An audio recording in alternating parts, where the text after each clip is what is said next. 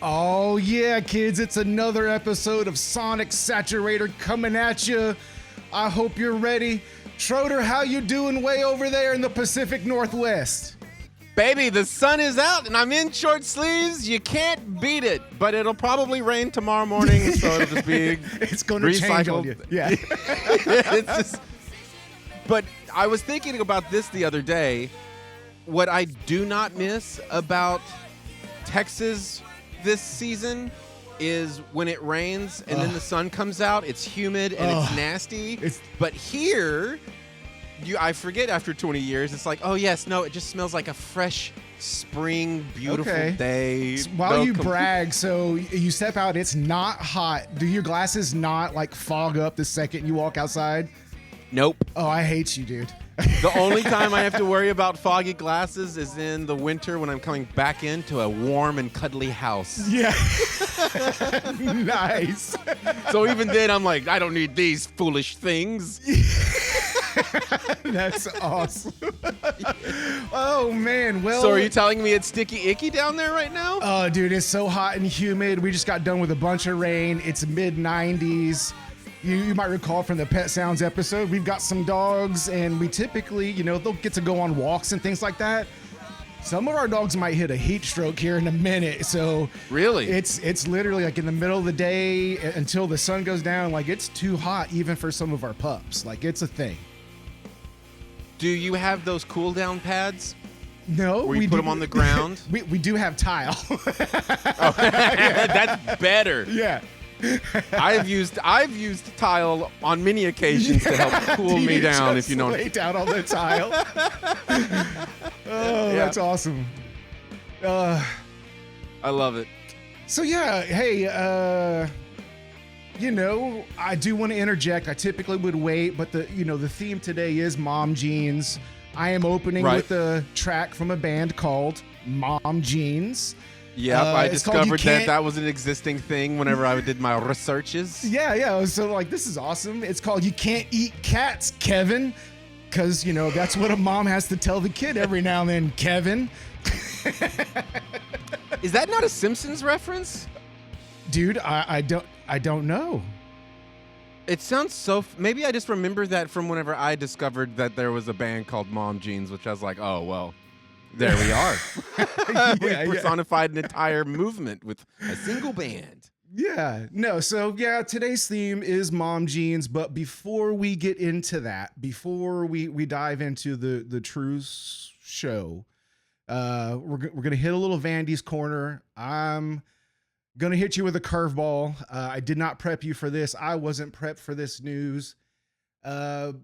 But I lost a friend, an acquaintance, who I think you might be familiar with. I don't think you knew him directly, but during college, I met my wife volunteering at a college organization that put on entertainment events, and he was our lead sponsor, the main go-to person for that organization. He went on to stay working in college and universities, became a university dean, did very cool stuff. His name's Charlie. You did meet his brother, Eric, when we came and visited you at Arlen Studios in Austin. It was a very long time ago. Very long time ago. But you did meet Eric, and so we, I don't want to get into it. It's personal. I don't want to divulge anything his family doesn't want to know, but we lost Charlie. He was a huge energy in the world, just like he's one of those guys you see him and like he just has that energy that would hit you, and maybe you just caught it. It was infectious energy. He welcomed everyone. Just a great dude. But all that to say, in my corner, I want to play a little track for Charlie. He was a huge... a Vandy's Corner sneak attack track. Sneak attack track. My man Charlie was a huge Rancid fan. And dude, that's what I'm talking about. Let's go. So I'm going to raise a glass to my man Charlie. Rest in peace, dude. You were a force to be reckoned with. This is You were a lone star among many brilliant galaxies, there you go. This is Journey to the End of the East Bay by Rancid. Cheers to Charlie. Cheers. Yeah. So I did it. This is my corner. I'm not going to share any news other than some of that personal news. That's just a great dude. You know, like I remember we were part of this organization. It's like, all right, how are we going to drum up give me like, a story. This is like great. action on campus, right? You know, and this is totally the time of like Jackasses in its heyday and all that kind of thing. And so we think up the idea, you know, this is a group of us. We're going to do a fucking milk challenge, like in the middle of the campus right there. We had shirts made, and it's like the shirts, you know, it's got a gallon of milk, and it's like puking everything out. And we totally did that milk challenge, and he no doubt got flack for that as the leader of the organization. Of course. But damn it, we did it, and we had a good time. You know what? You lead by example, my friend. You lead by example. That's right. No, you know, just wanted to throw this one in there. Honestly, it's one of my favorite punk records of all time as well. Out Come the Wolves. Bangers after banger after banger, right? I mean, this was talk about informative. This was an informative record for me as I began the journey into punk rock. There you go. It's such a good introduction into punk, right? Because it does maintain that pop sensibility. You can catch what they're putting down pretty easily and still feel like a punk rocker, right? You know, Tim Armstrong's on there with his big spiky thing. And you're like, dude, they were they were the band that when you're 12, 13, discovering them and you're used to a certain kind of punk that looks TV ready. Right, and then all of a sudden Rancid shows up with that like, name, and you're like, what? oh, these are guys with obvious things going on. This dude hasn't showered in a hot minute. There's a part of you that has to go, am I ready for this? And you know, if you're not, then you probably won't get into punk. But for those of us who did, dude, it was a great introduction. Totally.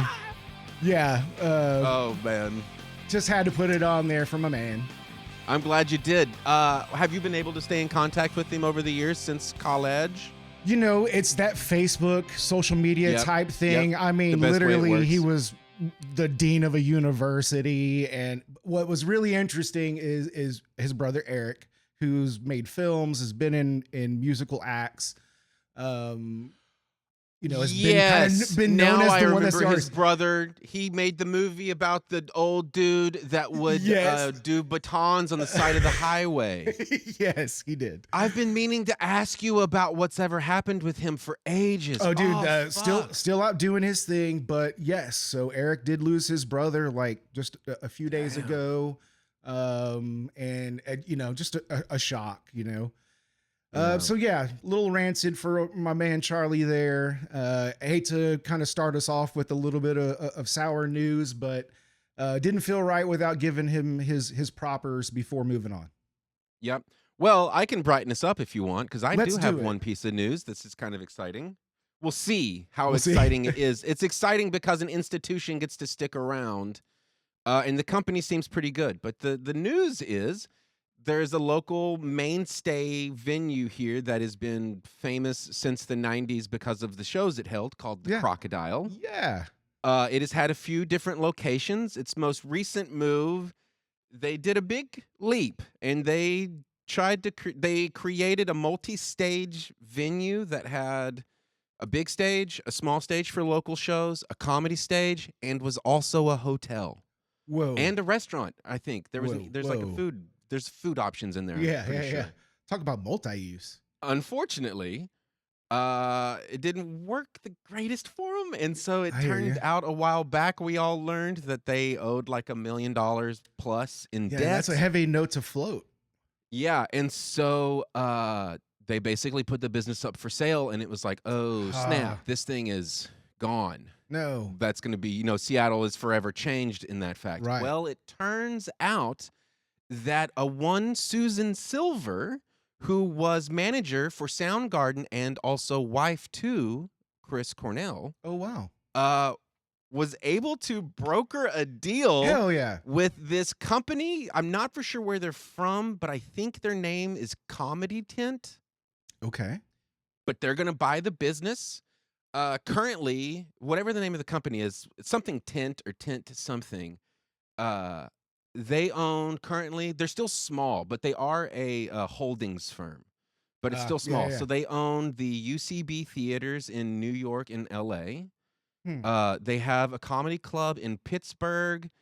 They have another venue that's called like something social club. I'm not for sure what exactly it is. Yeah. But what's fun is that, and this just shows you how, speaking of how long you've known Charlie and all of this type of stuff, it just shows you how the connections you make in the beginning last for the rest of your time on the earth. Yeah. Is that Susan Silver first met one of the two people that are the main focus or the main people behind this new company. Yeah. Met them during SNL when Soundgarden was a musical guest. Oh. And at that time, one of the guys at the company was the manager for Jim Carrey, who was the host. Oh, yeah. And so they met then, and talk about like something happening 30 years ago. Yeah. Saving an institution. Yeah, that's Who would've thought? amazing. Yeah, that's a connections, crazy people. Don't connection. forget, everyone you meet is important. Yeah, for the rest of absolutely. your life. What that story does bring up one quick note. I don't know if you saw similar story, but emos from Austin. It moved out of downtown. Went east. Yeah. But now apparently it's coming back downtown. I don't have the details in front of me. I saw this kind of pass as a headline over the past week, but your story reminded me that I saw that. Dope. So I do think emos is coming back downtown for Austin. Don't know in what shape or form it will be, but definitely remember catching some old shows at the original emos back in the day. I've had most of my worst stories that happened in Austin happened because of a night out at emos, because of the beauty of the situation of having the outside stage, the inside stage with the courtyard in the middle where you can just hang out. And then so many Jägermeisters later, you're eating burritos and jumping on cars and smashing windows. And no. It's bedlam. Oh, my goodness. No, I didn't smash any windows. I did throw a chimichanga at a car window once. that sounds right. That sounds about me. Oh man. Well, both of those things make me think of something that I've been pontificating upon because it seems more and more the way things are steering is that I think for a long time because of COVID shutting down the ability to tour and then life becoming more expensive because of all of the things we cannot control as citizens. Yeah, right. It put a hindrance on bands wanting to tour, but I just get, like if emos is moving back downtown to the heart of things, if Crocodile's getting saved, somebody's I'm putting seeing money so into many that. more bands that are focused not on an image on the digital space, but actually getting in front of people. I think touring's coming back. I think touring in a legitimate way, not just like, oh, thank God Taylor Swift is able to do another 50 stadium tour, but like in an actual meaningful way where people can share their creative communities with other creative communities on the small scale. So very interesting. Very cool. Yeah, I'm stoked on it. Cool. Emos. I'm gonna have to look into that. Yeah. One last thing I have to interject. I'm a sports fan. Are you following the NBA finals, the Stanley Cup finals? The World Cup starts this weekend, man. The World Cup is too politicized for me, so I'm staying away from it. Are you? The NBA finals I'm paying attention to only because my sister and brother-in-law are residents of San Antonio. There you go. But my brother-in-law is a tried and true Queens New Yorker, and so he is 100% on Team Knicks. Team Knicks, huh?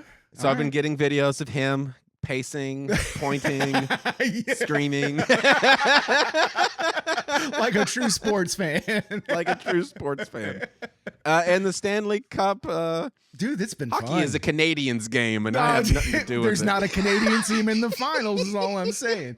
Really? Yeah, dude, it's the Canes and the Knights. So yeah. I've not heard of either team. Yeah. So the Carolina Hurricanes and the Vegas Golden Knights.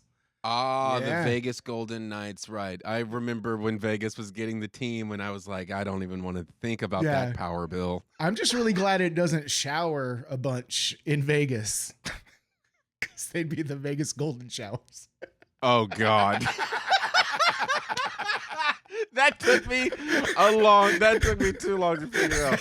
I assumed, is it not K-N-I-G-H-T? No, yeah, it is. It totally is. Oh, okay. It totally is. Just see if you're paying attention, Schroeder. I mean, it's tough. How are the Astros doing since we're here? It's getting better, but it's not great. Dude, they're in a division. Like, you're there with the Mariners. It's like in the AL West, you got to be like a 500 baseball team and you might be in first place, dude. You know, you could have more losses than wins and be like, man, we're right in the hunt in this thing. It's early. It's a long season. It is early. So yeah. I'm kind of holding off my judgment, but much like your brother-in-law with the Knicks, there's been some pacing and cussing involved. Can you do baseball over the radio, or do you prefer to have it on the TV? Man, so this now you're really radio getting baseball into is an issue. old school. Yeah, and so baseball and television's a big issue. Where I am, I'm blacked out from Rangers and Astros games unless it's on like national television.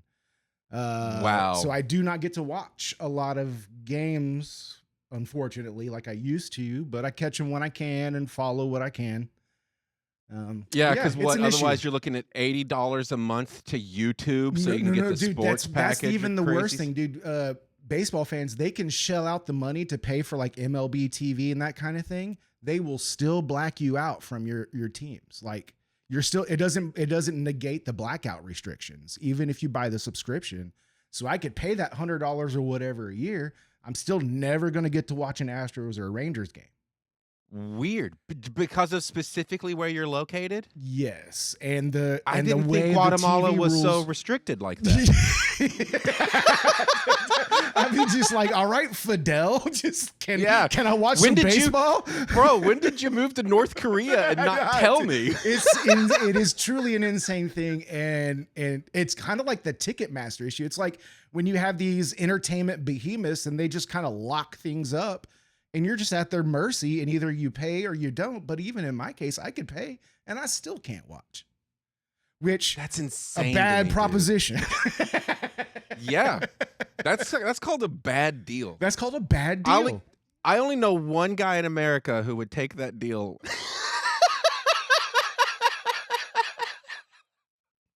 I'm not making any guesses. Yeah. Well, I'll give you a hint. He wrote a book about how to make good ones. But... Oh my goodness. Oh boy. Okay, that's enough of that. Should we just jump into this thing? Man, I'm ready. It's mom. I'll just say, it's mom jeans. What do you do here? Right. And clearly the brain does not care what the calendar says. And we have totally missed Mother's Day. Thought about it. Damn it, we're brain. so close to Father's Day. It's like, so wow. Like, what are we doing, brain? But look, we are beholden to the brain, not man's calendar. So here That's we right. are.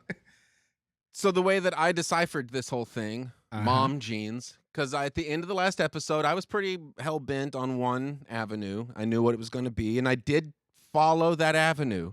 Okay. And then I realized this is more of a cul-de-sac. Okay.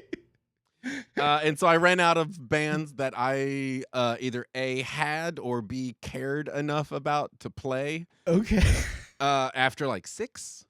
So I had to Oh, start wow. kind of rethinking this thing. Okay. Because what I was going to do was a resurgence of like the indie rock all-female bands from the 2010s. That'd have been a good one. So there was going to be, the leader of the pack in my mind, because I am Pacific Northwest, is Chastity Belt. I was going to do that. And then I Oh, was going to do yeah. some like Yeah, Mommy yeah. Longlegs and some Wimps. And I was going to like really follow that. But then it got pretty quickly dried up. And I was like, oh, well, I'm kind of done here. I don't know enough about these bands, and I don't really own a lot of these bands, and blah, blah, blah, blah, blah. So while I was digging for all of that stuff, Uh-huh. this one thing kept popping up that I had never, ever heard of. And this is the thread I decided to pull upon. Okay. There is I guess a genre. There's at least a Reddit thread that I forgot to write down what the subreddit was. Okay. To give them due credit, because most of what I'm going to play you comes from this Reddit, because this is a place where the people involved with this talk about it, and then B, my partner Uli. There you go. And this is a thing called mom rock. All right. I'm familiar here with this? for it. I'm here. No, Yeah. I have no idea. So I mean, I have an idea, and yep. I'm gonna be real honest. I'm kind of excited about it. Yeah, I'll give you some ones that didn't make the list, Okay. Okay. and you'll be like, sure, and then you'll immediately know where we're going. All right. Alanis Morissette, Ah. Jewel, Mm. Liz Phair, Oh, that's a good one. and so on and so forth. But so to get into it, I figured what makes a mom is that you need to do the bang bang game in Yeah. order to procreate. Yeah. There is a wonderful term that I love for procreators, Not the Called- bang bang game. the breeders. Yes. So this is Breeders and their track Hellbound, baby. Yeah. Yeah, this is from 1990. This is off their debut album Pod, released by 4AD. Yeah. Recorded the whole album in 10 days with none other than the beautiful maestro himself, Steve Albini. Yeah. And they did it all at Palladium Studios in Edinburgh, Scotland. Oh wow. Yeah. And what's cool is at this time period, this is their debut, right? And we might not, everybody might not know this, but this is I'm forgetting her name, coming from the Pixies. I'll give you the last name. Deal. Thank you, Kim Deal. Big Deal is what I'm talking about, because she is. Now that's a good deal. That's a good deal, baby. Yes, it is. Bravo. Callback. But they didn't have a drummer at this point. This is their debut. So Albini actually brought in a very young Britt Walford, 18 years old. He was in the band Slint. Oh, nice. And for the record, he is listed as the pseudonym Shannon Doughton. So if you see that credit, Shannon Doughton, that's actually a Britt Walford. Interesting. Don't know why they chose to do that, but they did, and I like it. Yeah. So they booked, 4AD booked 2 weeks for them to knock this thing out. They spent a grand total of $11,000 making it. Wow. And they finished it in half the time. So for the second week of being in the studio, they booked a recording session for John Peel's BBC One show, BBC Radio 1 show. Yeah. Which I'm a huge fan. I love all the John Peel live recordings. They're Nice. so good. And then they also filmed a music video. And I think it might have, I forget what the lead single was off this record, but it's probably for that. That would have been Cannonball, was it? Oh, Was that the next? I think that's the next album, Okay. maybe. But yeah, and so that's them. And then, fun fact, believe it or not, to always keep it connected to Seattle, Kurt Cobain often described The Pod as one of his favorite albums, saying the way they structure the songs is totally unique, very atmospheric. And every time he got a chance, he kept first time he brought them up, they were one of his top 10 bands, top 10 albums. Okay. By the time he got to the Melody Maker, it was his, which is like 3 interviews later, #1 band, #1 favorite album, Breeders Pod. So That's they awesome. are infectious, you might say, just like breeding can do. Children are not an infection, but wait. I mean, tell your bank account that, brother. So true, dude. Okay. So I guess I will say I kind of went somewhat similar. My playlist, cool. the songs I pulled are songs that like totally remind me of like my mom, my wife, who is a mom, my wife's my mother-in-law. Now, My wife's wife. Now, I'm saying all these like, and it's like these are all like lovey. What I love about my wife and these mom figures is they're not just. Yes, we're going to have some of those names that you left off your list because look, it's mom jeans. They belong on the playlist. So I'm going to plug the holes you left open with some of those artists, but Beautiful. yes, to start us off, you can take the boy out of the Smokies, but the Dolly stays with you.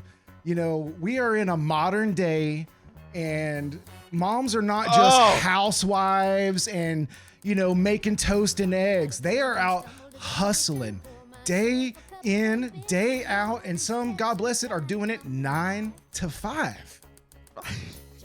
Have you noticed? I've noticed a beautiful switcherooski in the quote unquote gender roles of the married household where the wife is the one going out earning the paycheck. Yeah. And then the dude is just like, I'm sitting at home goofing off doing stuff, and I'll like sweep up a little bit. Yeah. No. I hope the old wife's not listening to this episode. Oh, brother.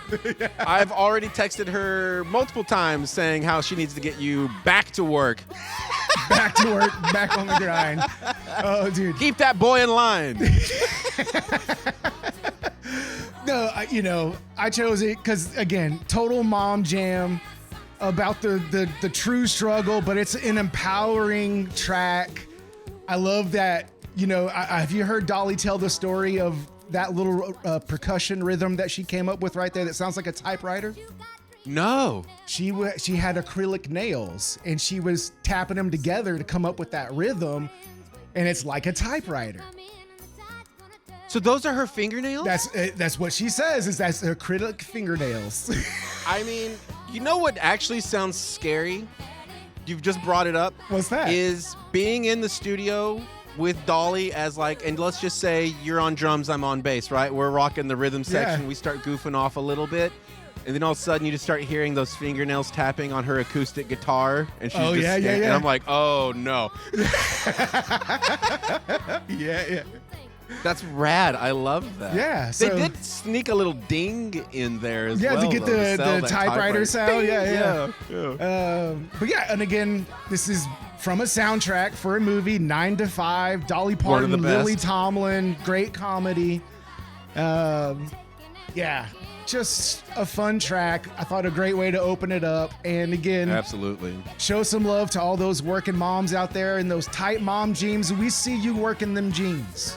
We see you working them. Work it, girl. Oh, man. Also, yeah, I mean, that movie, it probably gets played annually around here in these parts, for sure, because it is just a movie when, like, it and Legally Blonde hit the same note for me, which is like, I just want something that, actually pushes against the norms of what is acceptable. Right. Exactly. I love those movies. Yeah, totally. That's awesome. That felt good. Yeah. Working 9 to 5. I also just learned that Miley Cyrus has a sister. Oh, yeah. Whose name? Noah. Yeah. This has been brought up in our household before. Yeah, and apparently she has, when she's performing live, she has all the same mannerisms and quirks about her that Dolly does, even though it's a completely different genre. So Interesting. I need to go. You reminded me. I need to go check her out because little Noah Cyrus. yeah, I will say, like, of the pop divas, Miley's my one. Like, dude, she's just weird enough for me to dig it. Yeah, and I don't know if you watched it, but some years back, she and Dolly did that New Year's Eve special. Yes. And I was so bummed that it wasn't becoming a reoccurring thing because I loved every moment of it. So Miley and Dolly, if you're listening, hey, yes, for us dudes, we just spent money at your amusement park. We loved it. You scared the shit out of my kids. All I want is a new show. Yeah, all I want's a new New Year's Eve show. You got half a year to plan it out. You've got time. Start now. Yeah, start now. We'll send notes. Like all good Christmas records, they are started in the summer. All right. Okay, so we've bred. I'm just starting this off. I want to pull from your energy. So okay. We've bred a baby. We've listened to the breeders. Okay. Now we've got this baby, and all it's doing constantly is going goo goo, gaga. Yes. So of course Nailed you need to play for some mom rock. Apparently, Goo Goo Dolls is what is up. Oh yeah. And I couldn't agree more. I don't know how I missed it. So I grabbed their name is the song that we're doing. Yeah. So good. Released September 1995. This was the third single from their 5th studio album, A Boy Named Goo. Boy Named Goo. The original release date of the album was March. As a single, this was released in September of 95. But when I read the number 5th studio album, it made me remember they were such a completely different band at that beginning moment that kind when of a they punk got band, to here, noisy and raucous. And then this song hits the deck. Yeah. And it changes everything about their sound. They are and now especially their bank band. accounts. Yeah, baby. This catapulted the band into mainstream success, earning a double platinum certification within the first year, which is mega. Double platinum in 1 year. That's bank account. That's a lot of albums. The core title and the line, I won't tell no one your name, was actually inspired by, this is cool, by John Resnick, that's the singer. Yeah. Who had a close friendship with former MTV VJ Kennedy. Oh, no way. You remember Kennedy? Because now she's on Fox News, right? Oh, is she? Oh, dude. Her real name is Lisa Montgomery. Yeah, I'm just going to stop Kennedy bursting your bubble here. Yeah, dude, you're messing me up. But anyway, I loved her back then when she was Kennedy, but as Lisa Montgomery, I don't know. But they did share a brief romance, and they had flirty phone calls, and so that line, I won't tell no one your name, was him saying, I'm not going to tell people your real name. Blah, blah, blah. Which I think is really great. Kennedy. Yeah, but then if you look closely in the credits, he did actually give her a credit on the album under her real name. So he did kind of tell everyone. He told everybody her damn name. He just didn't say it was. Not only did he tell it, he put it in writing. Yeah. And then he said, I won't tell nobody. That's some grade A dude shit right there, brother. But also the song does touch on deeper things in his own personal life, I guess. Both of his parents did actually pass away from alcohol abuse. Oh, wow. I did not know that. And so that's a big part of this song as well. But the cool thing that I loved about it was this was kind of the first time I started playing with open tunings. Because the way you play the songs, it's a big open chord, so you get that drony sound. Yeah. And you just do the sliding around. Yeah. I love this jam, dude. Can't take the punk out of the goo. Yeah, this was one of the first times I was like, oh, drop D. Oh, dadgad. Oh, there's a whole world that I can do stuff here. Yep. But yeah, The other fun thing about this song is that its success was kind of accidental.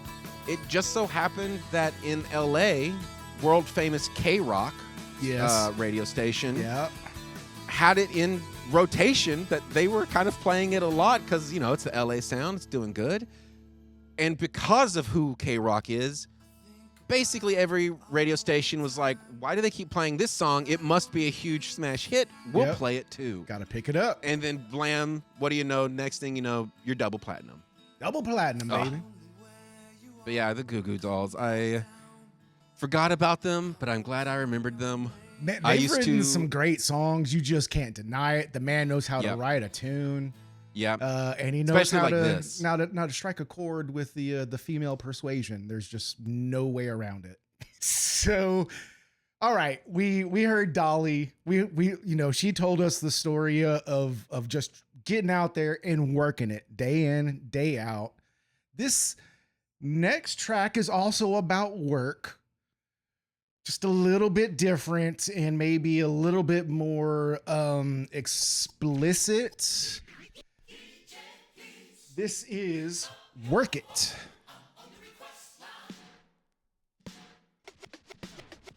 I don't know that I know this at all. Oh, yeah, you do. Because this is none other than Missy, Misdemeanor Elliott with Work It. Okay, yes. And she's going to tell you, in case you were wondering. In case you were wondering, Schroeder. Yeah, there it is. Of course, everyone knows this song. Yes. And so I picked this because I've heard many stories of my wife and her mother riding in the car, jamming this full blast, and it makes my heart so happy. Because if you meet these people, they are not the ones you're picturing. Getting down to Missy, Misdemeanor Elliott. But damn it, they are. Dude, Missy made it so fun to get down to, though. Dude. The stuff that her and Timbaland created during this time period is exactly who flawless victories, dude. It's so good. It's perfect. It's perfect. Yeah, she was the queen. Oh. Yeah. And just, again, if you've not caught on after two songs, the first half of my session tonight is about empowerment, and just like recognizing, like game gonna recognize game. We see you working out there 9 to 5. We see you in your tight jeans, working it on the dance floor, and props to you in your mom jeans. Yeah. You made me have a memory with this track. In high school, or thereabouts, maybe it was just after. Gosh, I don't really remember. No, it must have been near the end of high school. It doesn't matter. Ended up getting to go, living in East Texas, getting to go to Austin to experience South by Southwest. Yeah. Which at that time was just beginning to become the monstrosity it has evolved into. It was still indie rock, but it was LA and New York had peaked ears on it now. You know what I mean? Yeah. And there was just a night where out of nowhere, it was a surreal moment of a limousine Hummer driving down Red River, and the sunroof opens and Missy Elliott pops her head out and is just banging going down the street. And I was just like, Austin is a city. This is living. Yeah, dude, this is the big city life, huh? I would have been starstruck, man. I am assuming a music video came along with this song. Is that true? Yeah, I did not go back to hunt it down. Okay. And the truth is, all I can picture in my mind, because there was Superfly. Yeah, and it was that whole string of those videos that were just shiny, garbage bag looking outfits with the fish lens and bright lights and sunglasses and gold chains. Big glasses. And rollies in the sky. And it was like, Barumba bum boom. I mean, she keeps dropping knowledge on us, dude. It's amazing. Yeah, dude. And this is such yeah. a fun track. Listening to it, putting the list together. It's got the elephant trunk nose sound effect right there. You can't get cooler than that. Yeah. I think, if I'm remembering correctly, at this time period, his go-to production tool was the Triton keyboard. Dude, old school hip hop right there. Yeah. Good God.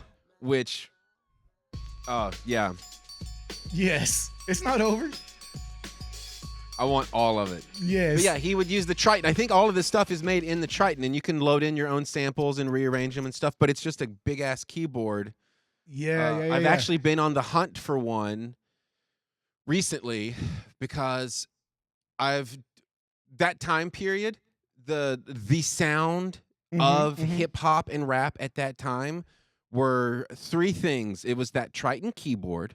There was an Avalon preamp called the 737, and it was a preamp compressor EQ channel strip outboard piece of gear. And then they also had an Avalon D5 bass direct box so that you could just plug your bass directly into it. Okay. I've got the 737. I've got the DI. I just need the Triton, and then I am making hip-hop bangers with all my buddies. Yeah, dude. Love like it. classic ones. Oh, but anyway. God bless him. Good job, Missy Elliott. Yeah, dude. Never misses. Okay, and so for the next one, basically, I'm not pulling from your style anymore. I just put Goo Goo Dolls second because I thought it was funny that I have a song called From the Breeders and then they make a baby. Now we're just doing it. Now we're just in mom rock. And it's going to be a blend of what I got from this Reddit thread. Thank you to this Reddit thread because I didn't realize how much mom rock I had in my library. And I went, oh, wow. But as I should do, I wish I'd have their subreddit. So this song is simply to say, thank you. It is by Dido. It is called Thank You. I totally remember this now. What's amazing is, and we'll get into it here in my notes, but in this intro, when the beat drops, I did not realize how hip hop it really is. This song, it's. Oh, look, you threw me off when you said when the beat drops. I was like, easy there. This is a Dido track. Yeah, I know, but the beat drops, dude. This is a classic banger. But anyway, first release. This is, go. What's up? I just had a memory. Is this the one? Does she do a remix with Eminem for this track? Okay, I'm sorry, I'm probably jumping ahead, but it just struck me like lightning. But that's okay. So this has got other factoids about it that we should get through first because I think I'm sorry. There's a lot of interesting to it. It was first actually released as, and this is important to what we'll be talking about soon. Okay. This was first released as a song on the Sliding Doors soundtrack in 1998 with Gwyneth Paltrow. This was the song that came up on the credits scroll. So then a year later, because of the success of it being on that, she put it on her debut album, No Angel, which came out in 1999. But it wasn't until near the end of 2000 that it actually got its own single release, which now brings us to that stuff, which is that. The reason why it got a release as a single in the year 2000 is because Eminem sampled the track for his single Stan, which is which is also where the term Stan for when you're a fan of something, but to a degree of like weirdness. That's right. That's where the word Stan comes from, is from this Eminem song that samples this song. Thanks, Dido. But here's what's great. He sampled it after he heard the song on the soundtrack to Sliding Doors, which means he is watching a Gwyneth Paltrow movie, which I think is very funny. Around. But he did say it was given to him by one of his quote-unquote associates. Which means, if that's true, there's another guy in his crew that's also like, watching. Dude, you got to check out this song. Thank you, man. It's a fucking classic banger. Yeah. But because of that catapulted the song into its mainstream success, which made it peak at number 3 on the U.S. Billboard Hot 100 in 2001, becoming her first and only top 10 single in the U.S. Yep. So in 2004, however, Dido ended up having to sue old Eminem for £1 million, aka 1.8 million pounds or dollars, US dollars, in unpaid royalties. Shit, she's trying to get that nut out of that Eminem. Yeah, dog, she's about those peanut M&Ms. Yeah. He said, "Nah, not without my nut." Yeah, but then here's the other fun. The song is now done. We said thank you. But this is cool. But I also really like this. This is a fun one. So on the adult contemporary chart, right? Thank You experienced a chart first when it tied Faith Hill's There You'll Be, which I do not know what that song is. Nope, doesn't ring a bell. But they tied for the number 1 spot for the first week of September in 2001. But because the same number of radio stations were airing the 2 tracks, and because both songs had lost detections that week, being they were no longer being tracked, like heavily, a third tiebreaker had to be involved, and it was the smallest decrease in radio plays. So whoever's for that week to figure out who was number 1, whoever's plays went down the least, that's number 1.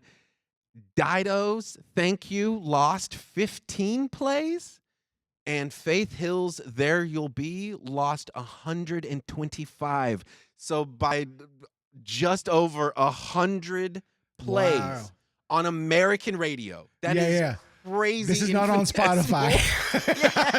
That is a crazy infinitesimal percentage, I feel that's like. insane. That is really insane. She ended up getting the number 1 spot for that week, which I was just like, wow, what a fun little ride she got to go on. Yeah, that had to be real. I wondered if she ever, I'm assuming she never toured with Eminem or anything like that, but maybe did some performances together. Yeah, I remember like an MTV maybe something awards performance, probably something music like video that. or movie. That would make sense. Yeah. Yeah, because Eminem did another one with like Elton John, if I'm remembering correctly. I do remember. Or maybe that. it was Elton John and him. Shit, I don't remember. I try not to pay attention. That is one white boy I do not try to pay attention to. Every time he speaks, it makes me irritated about something, and I'm just like, all right, well, goodbye. All right, Grandpa. Yeah, I'm over here like Dido and like, hold on, because that's what we're gonna do right now. Is we're gonna hold on for one more day.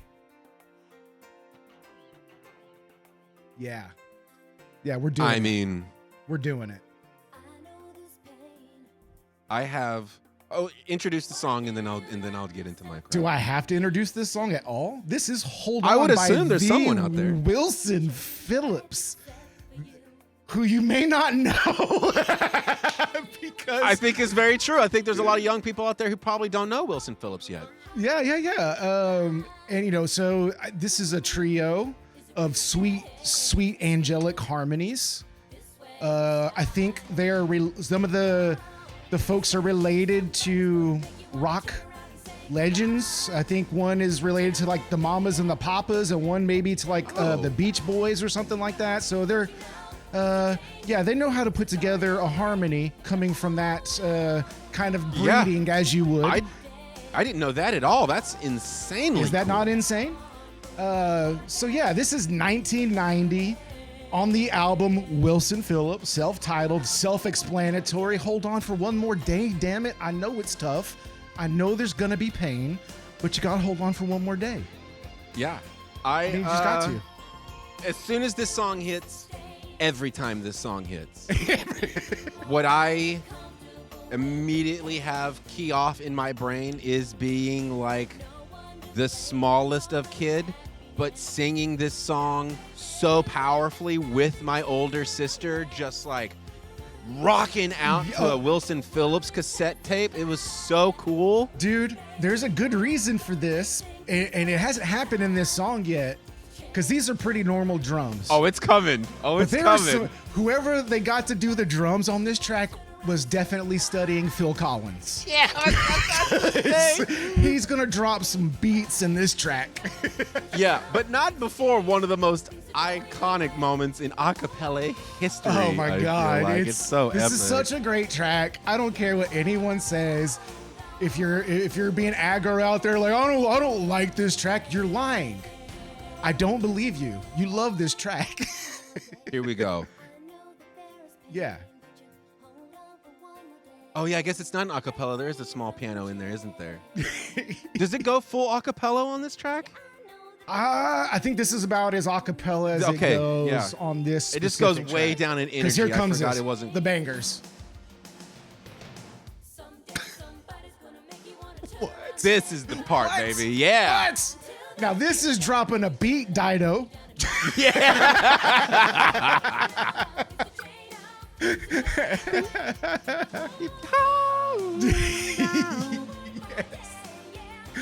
Oh, you dude. can't not love it, dude. It's so good. Were you the one that I was speaking with recently, and was it on our last episode where you compared Boy Genius to today's? They are modern day Wilson Phillips.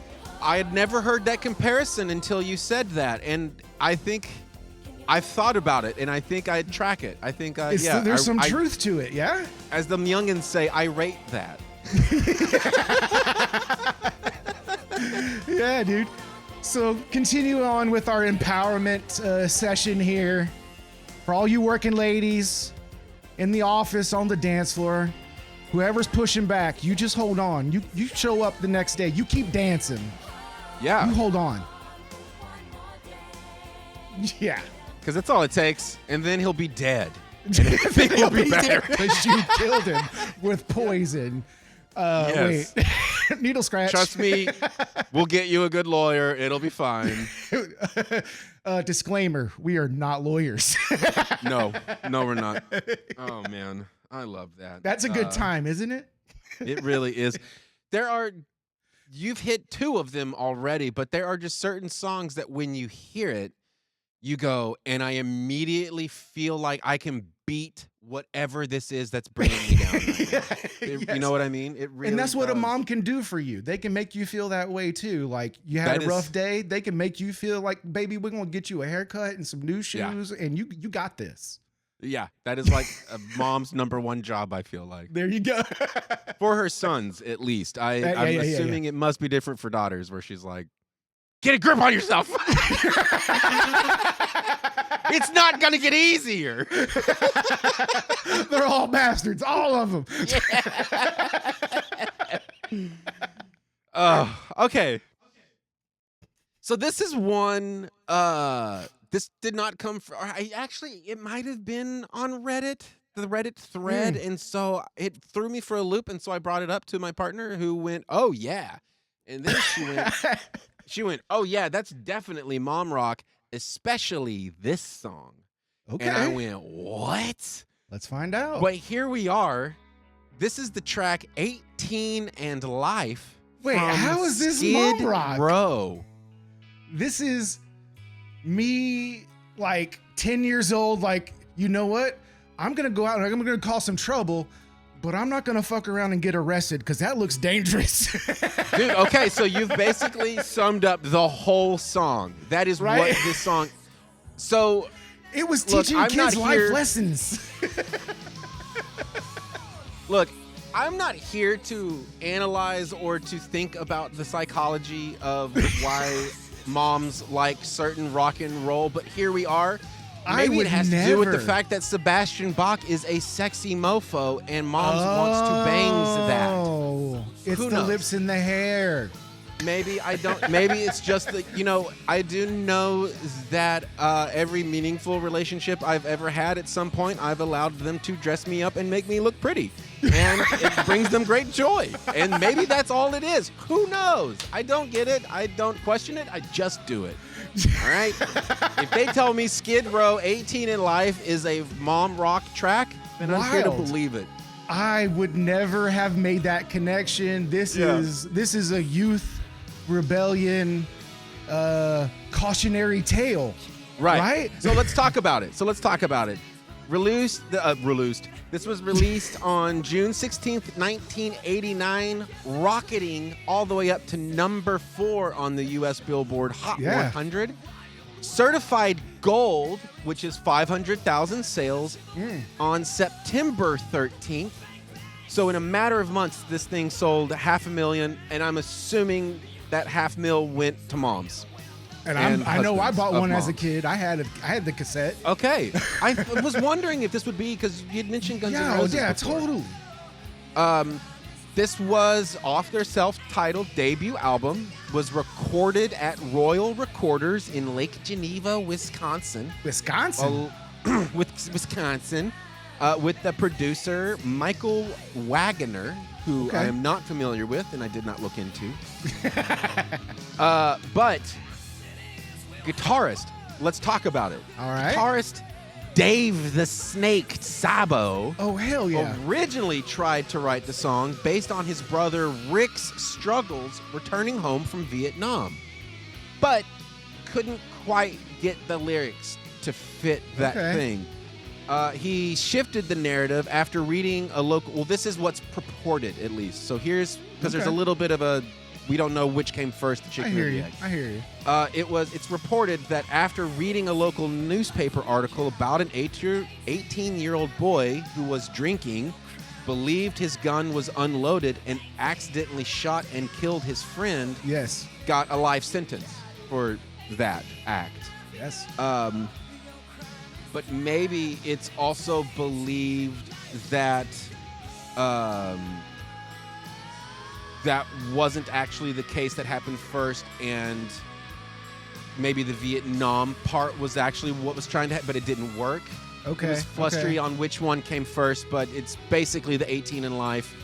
And possibly, actually, no, we'll come to that in a little bit. The fun thing about this, though, is that the singer, Sebastian Bach, replaced the original singer, Matt Fallon, after the band spotted Bach singing at a rock photographer Mark Weiss's wedding at the age of 18. Shit. In 1986. And they went, we want that kid. And so that is how he actually joined the band. But in another childhood relationship thing, Dave the Snake Sabo and John Bon Jovi, because this is New Jersey, is where they're from. Okay. This is a Jersey band. And so Dave Sabo and John Bovi were actually childhood friends. And so when they were kids, they basically promised each other whoever made it first would make sure the other one went along. Okay. And so after Bon Jovi broke, their manager got in touch with Skid Row and said, hey, I got a deal on Atlantic for you. Do you want it? Oh, hell yeah. So let me think about that in a minute. Yes. But yeah, again, another one of those situations where the relationships you make throughout your life will always pay dividends as long as you're good to people. There it is. That's a good mom lesson right there. That's an absolute mom lesson. Did Dave the Snake have any relation to Jake? They did fight each other once on Celebrity Deathmatch. No, that's not true. I made that up just now. Don't Google that. That is not real. I made it up. We're moving on with our empowerment, and this totally lines up with the 18 in Life, because again, that's a cautionary tale. Yeah, you're a youngster. You can go out and get in trouble, but like you're 18 now, your trouble can last a lifetime. Kind of like if you got someone pregnant. So to teach this life lesson, we do have Miss Lauryn Hill with Doo Wop, That Thing. And filmed while pregnant, the music video while pregnant. great music video representing two eras of soul and hip hop and women's empowerment. But I just love, again, this is straight up mom lessons, line for line, all the way through. If I had a daughter, I don't. I've got two young boys, but if I had a daughter, required listening. Like this is required listening. Great track, great music, great message. This is a 10 of 10 in my opinion. Yeah. We own this on all three formats, depending on where we are and how we need access to it. So we have the digital, the CD, and the vinyl. That's called being prepared for whatever life throws at you. That's right. That's right. Yeah, so this is 98, man. This is my senior year of high school. This is, I do believe Lauryn Hill is also from Jersey. Watch out, oh Bon Jovi and Sabo. Oh, wow, I didn't realize that. But yeah, I just love it. If you listen to the lyrics closely, while there's not some asshole talking over the track while you listen, you hear two perspectives, the woman's perspective, then you hear the male's perspective, both presenting that cautionary tale of like, you know, there's a difference between love and being in love, and the consequences of those decisions, whether they're positive or negative, they're real. And yeah, this was just such a great, to me, I think this is going to be a classic for forever. Just like this is a future classic forever. Yes. Because it's so relatable, because it does present both sides of the coin. Yeah, and it's also a classic song style with modern production elements, so it just becomes a timeless piece of music. Yes, it just is. I mean, it debuted #1 on the Billboard Hot 100. Wow. Debuted. I don't know the specifics of the deal and why it works this way, but I did recently learn, because she had a tour within the last year or two that wasn't getting a lot of love and appreciation from a certain amount of the fan base, I should say. Okay. Because none of these songs from this record sounded like these songs from this record. So she just kind of changed it up? It's because she doesn't own the masters. So she's not allowed to play them as they were recorded. Exactly. And Dude, I think at that it would be one of those situations where she would have to pay like a pretty extravagant licensing fee to play her own songs. And they're probably just going to gouge whatever she would make. Exactly. It's a gouging problem. So she was just, and she is notoriously that type that stands up against She's going to stand on business. Yeah. Yeah, she stands on business. And so the way she decided to stand on it is that she just plays different versions of them, but people don't realize that going in. They think they're going to have, they think they're going to have that senior year in high school experience again, and then now it's this new, funkier, fresher, pretty far out sound. Yeah, with doo-wop being sung on top of it. Like, what? Yeah. No, dude, killer track. Love it. Again, in my opinion, a 10 of 10 right there. Yeah. That whole album, primo. Yes. So glad I brought my hot pants for this show. Yeah. You dancing? Yeah. So we're going to live in this sound for just a pinch longer. We've entered into that glam hair metal thing, hard rock. I don't know what you call those bands, arena rock bands. Hair metal arena. And we're gonna go with the big dogs now, because this one was a resounding oh hell yeah, this is mom rock, and my partner went, oh yeah, that's the one, baby. That's the one. Yeah. This is Guns N' Roses, Patience. Oh yes, sir. The Axl whistle, which we are going to talk about near the end of my notes here. Oh, dude, I wish I brought my bandana. Brother. Is this our second GNR track on the show? This is the second time I've played GNR, and I am not even a fan. I just happen to have like 5 of their fucking records. Or I've got what? I've got Appetite. I've got this one, which is the second one. This is GNR Lies. This is from 1988. Got you. And then I have the Appetite for Destruction 2. Because obviously it took him so long to make that record, you gotta have it. So I got it. Is it a Use Your Illusion? Yeah, no, thank you. That's it. I have the Use Your Illusion and then Use Your Illusion 2. Thank you. Yeah, yes. yeah. That's the November Rain. Album. Yeah. That's Mega the one album. that. Oh yeah, and then there's also Chinese Democracy. I have that. So That's the one that has the 2 versions. Oh God, we're going too far away. Let me stay on this. I will just say on that record, I do believe is that when Don't Cry came out? Is that album? Dude, again, I owned them. I'm not a fan. Okay, Shannon Hoon sings on that one. Do you remember that? Oh, that's hip.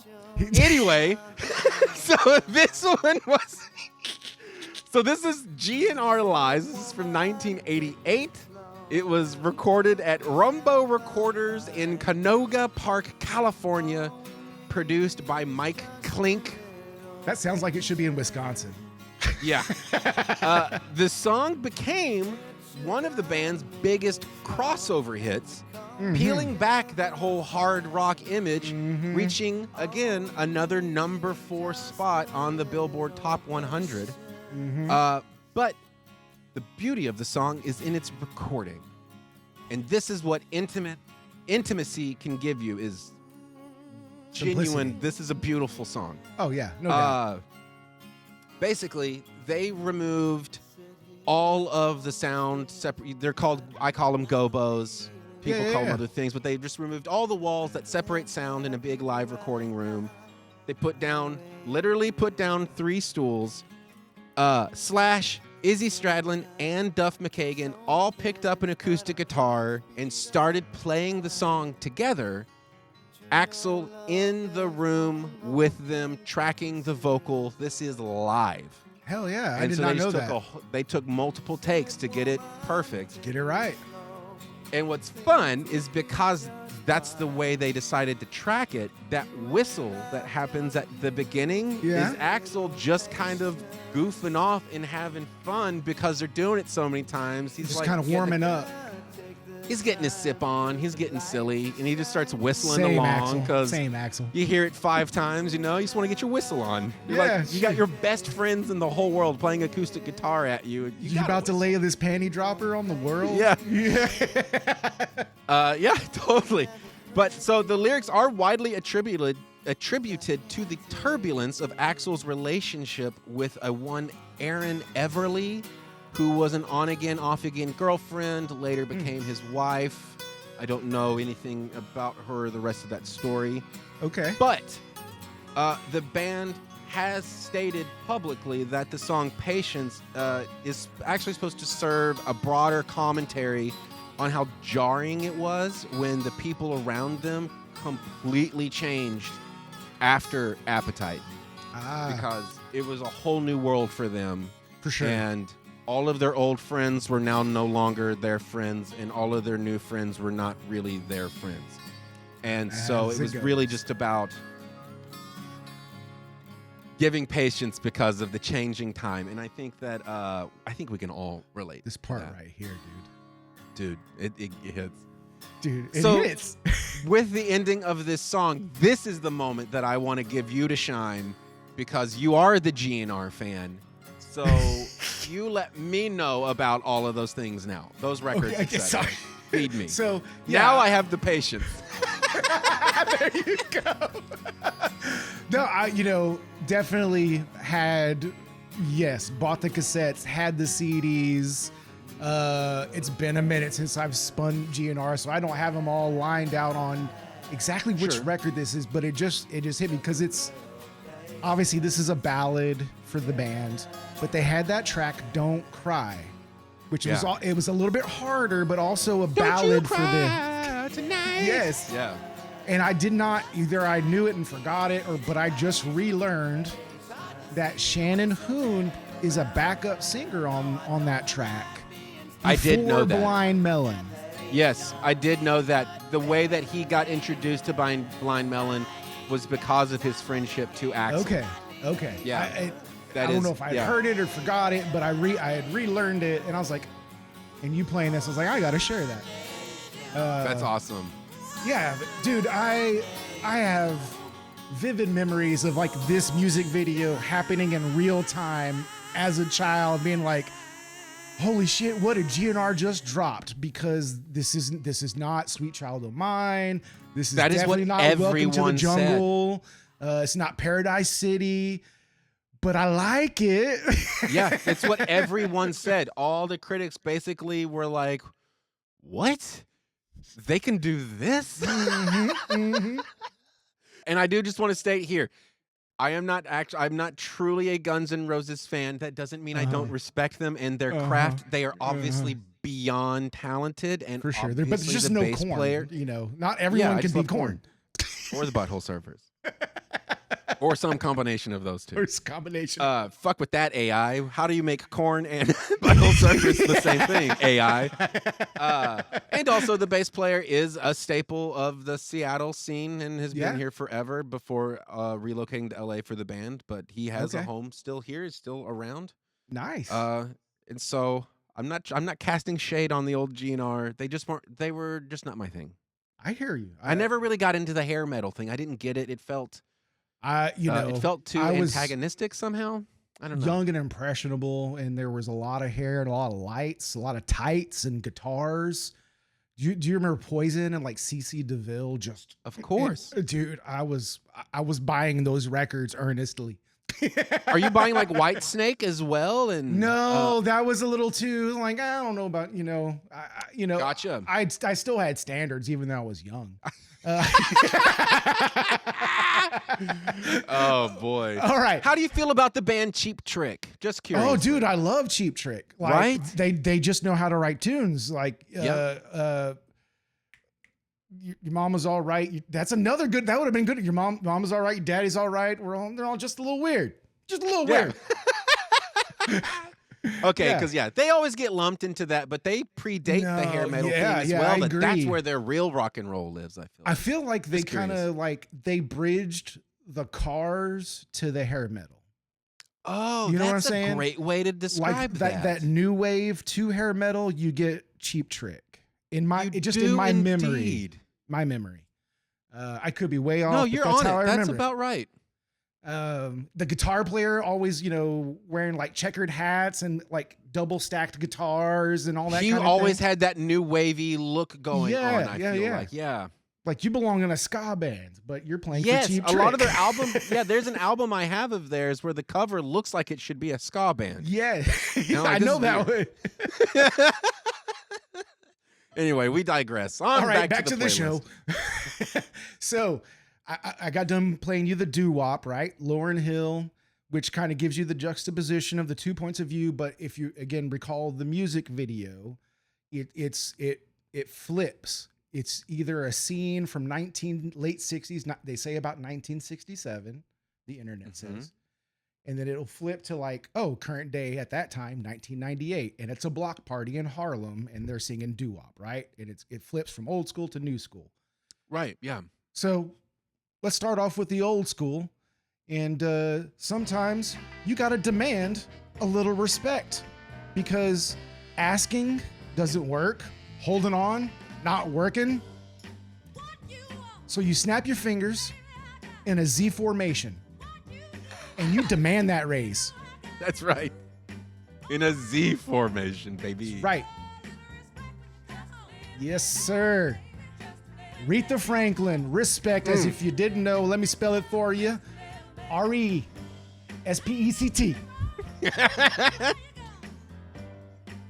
Re.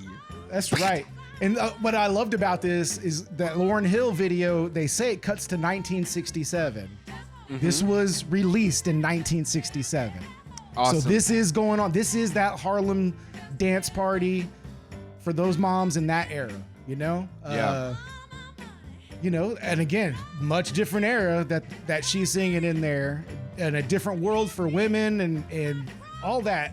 And just, I love that it's like, we are at that point in 1967. They're like, no, stop, done. I'm not asking. I'm demanding that you give Yeah. me my propers when I come home. I demand a little respect. Yeah. And I so respect that and that whole standpoint for women, because I see it. Because you can say, oh, it was different back then. Is it really different? Is the wage disparity between men and women much different? It's probably a little No. different, but not much different. And so I still feel a little bit responsible to like push out this narrative. Like, damn it, where's the respect for the ladies out there working 9 to 5 and then cutting a rug on the dance floor in their mom jeans? I'm tired of it. I won't take it no more. He's getting hot, folks. Look out.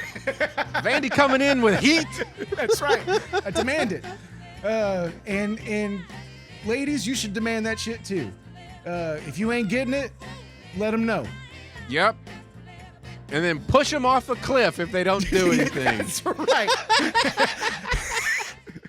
If they're not willing to listen, kill them. I Kill don't 'em. care. I know a guy. Yeah. Not liable, by the way. Not liable. Not a doctor, not an assassin. Not a lawyer. Oh man. That's good Oh, stuff. man. Okay. Take a breather. That was a demanding, like there's just no questions about it. Demand that respect. Yeah. So this one, so those were the two. I put them kind of next to each other because they were kind of, to me, I was like, oh wow, Skid Row, Guns N' Roses, mom rock, really? Okay, interesting. Yeah, I'm still This throwing one, off that however- Skid Roses. Skid Row. Yeah, but it was there. Everybody, they all agree. That band rips. All right. And it probably is Sebastian Bach. Who knows? It's gotta be. This little cheekbones. But this one makes more sense. It's a little bit earlier of a time, but we are going back in time like you have just done. We were going back a little bit from those hair metal days, Yeah. but not by a whole lot. All right. This is none other than Seattle's own Heart with Bebe Lestrange. Let's go, dude. I just need to say out of the gate, if there is not a Seattle-based drag queen named Bebe Lestrange yet, Missing out. by God, there needs to be. You need to fire your marketing director. Yes. And I want to make another quick note here about this song. Quickly listen to it. What does it remind you of? Oh, Zeppelin. Right. So just keep that in mind. This was released February 14th, 1980, a.k.a. Okay. Valentine's Day. Really? It was the second single from their 5th studio album of the same name, Bebe Lestrange. It was also the first song from the band to not chart. And I think that has to do with the fact that it kind of sounds like that one Led Zeppelin song a little bit. Kashmir. Yeah, thank you. But this chorus sells me every time. This is a straight up rocker, even if I have a tough time getting past that Led Zeppelin feel of the verses. Yeah, this is jamming right But here. also, if anybody can pull off a Led Zeppelin sound, it's friggin' Heart, because that is, I mean, hard rockin' ladies. Yeah. And that vocal is totally within that Zeppelin range to hit those high notes. Exactly. Wilson can do it, baby. She can do anything. This was recorded in 1979 at K. Smith Studios here in Seattle, Washington. Wow. Which has gone through a few different hands since then. One of those sets of hands were, in fact, Hart, who bought the studio at one point, renamed it Bad Animals after their third album, Bad Animals. But since then, it has become and is still currently Studio X. Still a premier studio in Seattle, still a great spot. Bad Animals also still does exist, and I do believe Hart still owns it, but it is now more of a post-production studio in a different location here in Seattle that I did ask. I am working on a mix right now that requires a 5.1 surround sound mix, and Yeah. I tried to book a day, and they wanted nearly $2,000, and I went, oh God. So still my they don't heart. mess around. Yeah, they don't mess around over there, but they did almost give me a heart attack. But this is what's cool. This was the first album recorded without the founding lead guitarist Roger Fisher, following his romantic and professional split with Nancy Wilson. The Wilson sisters took full creative control and had Howard Leese, who joined the band in 1975 as a guitarist. He stepped up to be co-producer, and everyone in the band, including Sue Ennis and Howard Leese and a longtime collaborator of theirs, one Mike Flicker, all got co-production credits on it. So this was their first attempt at being kind of that same situation the Beatles had to go through when their manager passed, which was that we're in charge of everything now and we got to make this thing work. And they did as a family, because that's what happens to them.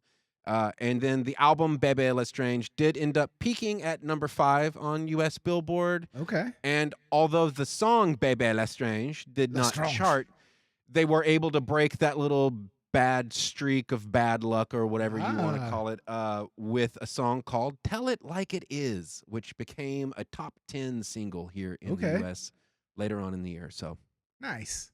I still love that track. Yeah, dude. So it prompted me to do a little fact checking before I said anything, because I was like, oh, it is a Wilson that is in heart. Is that any relation to Wilson Phillips? No. Right. According to the internet, no relation to Wilson Phillips. But your factoids for that track reminded me that I left one out on Aretha Franklin's Respect, which is so wild. It's not. You got on a soapbox there for a minute. You forgot. I forgot the bullet points. I was, there are some bullet points. I just want to bring up one, because you said this track From Heart was recorded on Valentine's Day. It is believed that Aretha Franklin's Respect was recorded on Valentine's Day. Not verified. They say kind of like the week of Valentine's Day is verifiable, but it is believed Respect was cut on Valentine's Day, much like the track you played from Heart. Well, the track I played from Heart was on the album Bebe Lestrange. But it was released on Valentine's Day, not recorded. Just want to make sure we make sure. Close enough. We're lining up parts on Valentine's Day. And they both start with re, so I get it.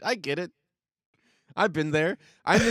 Last week, I thought you said 2022, and I started talking all this hot jive about the early 2000s, only to be corrected moments later, 2002. Dude, speaking of being corrected, I was heavily corrected on the social medias for saying Mott and the Hoople, when the band name correctly is Mott the Hoople.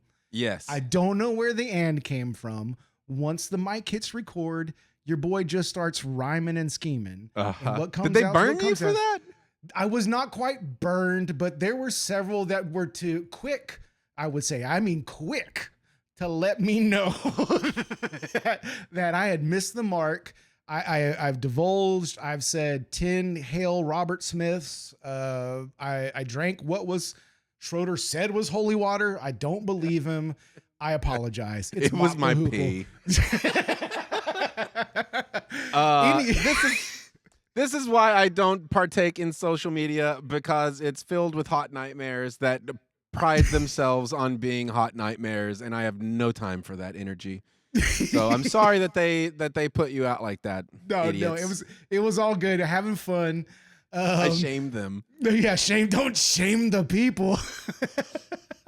So, as I said, we did the doo-wop thing, that thing, right? We did and we talked about the two eras represented in the video. We just did Aretha Franklin to represent the late 60s. Let's fast forward. Sometimes you need RESPECT. Sometimes you just need UNITY. I have to spell that really quick. UNITY. Stay with me, Schroeder. What is this? Oh, what is this? Are you for real? This is the Queen. He said queen, lady. He didn't say the big B word. Jeez, he called you a queen. Well, you have to give me info because I don't know anything about this. Bro, I thought you would know. You gotta let them know. These ladies are not a bitch or a hoe. This is Queen Latifah. Oh. With Unity, U-N-I-T-Y. You know, I know Queen Latifah. Yeah. I obviously knew she was in the rap game and all that forever. Yes. I never really listened to it. I know her best as an actor, really. Really? Honestly. That's the stuff where she shows up in my world. No, this was my introduction to the Queen Latifah. This is Interesting. 1993. The album is Black Rain, not as in like it's raining, but like I'm gonna reign over you. Black Rain. R-A-I-G-N. Right. Hell yeah. And so this is we've gone from like asking to like imploring for respect, and we're done now.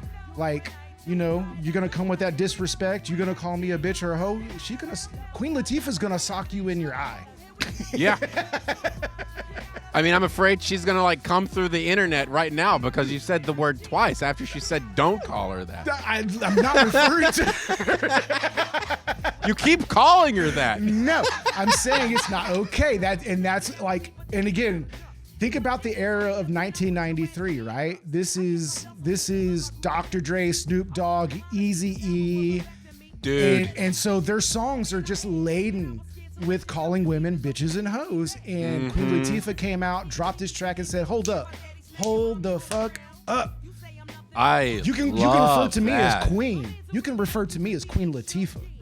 And, wow. And I just love that. You go from doo-wop to show like, okay, here's me demanding respect in 67.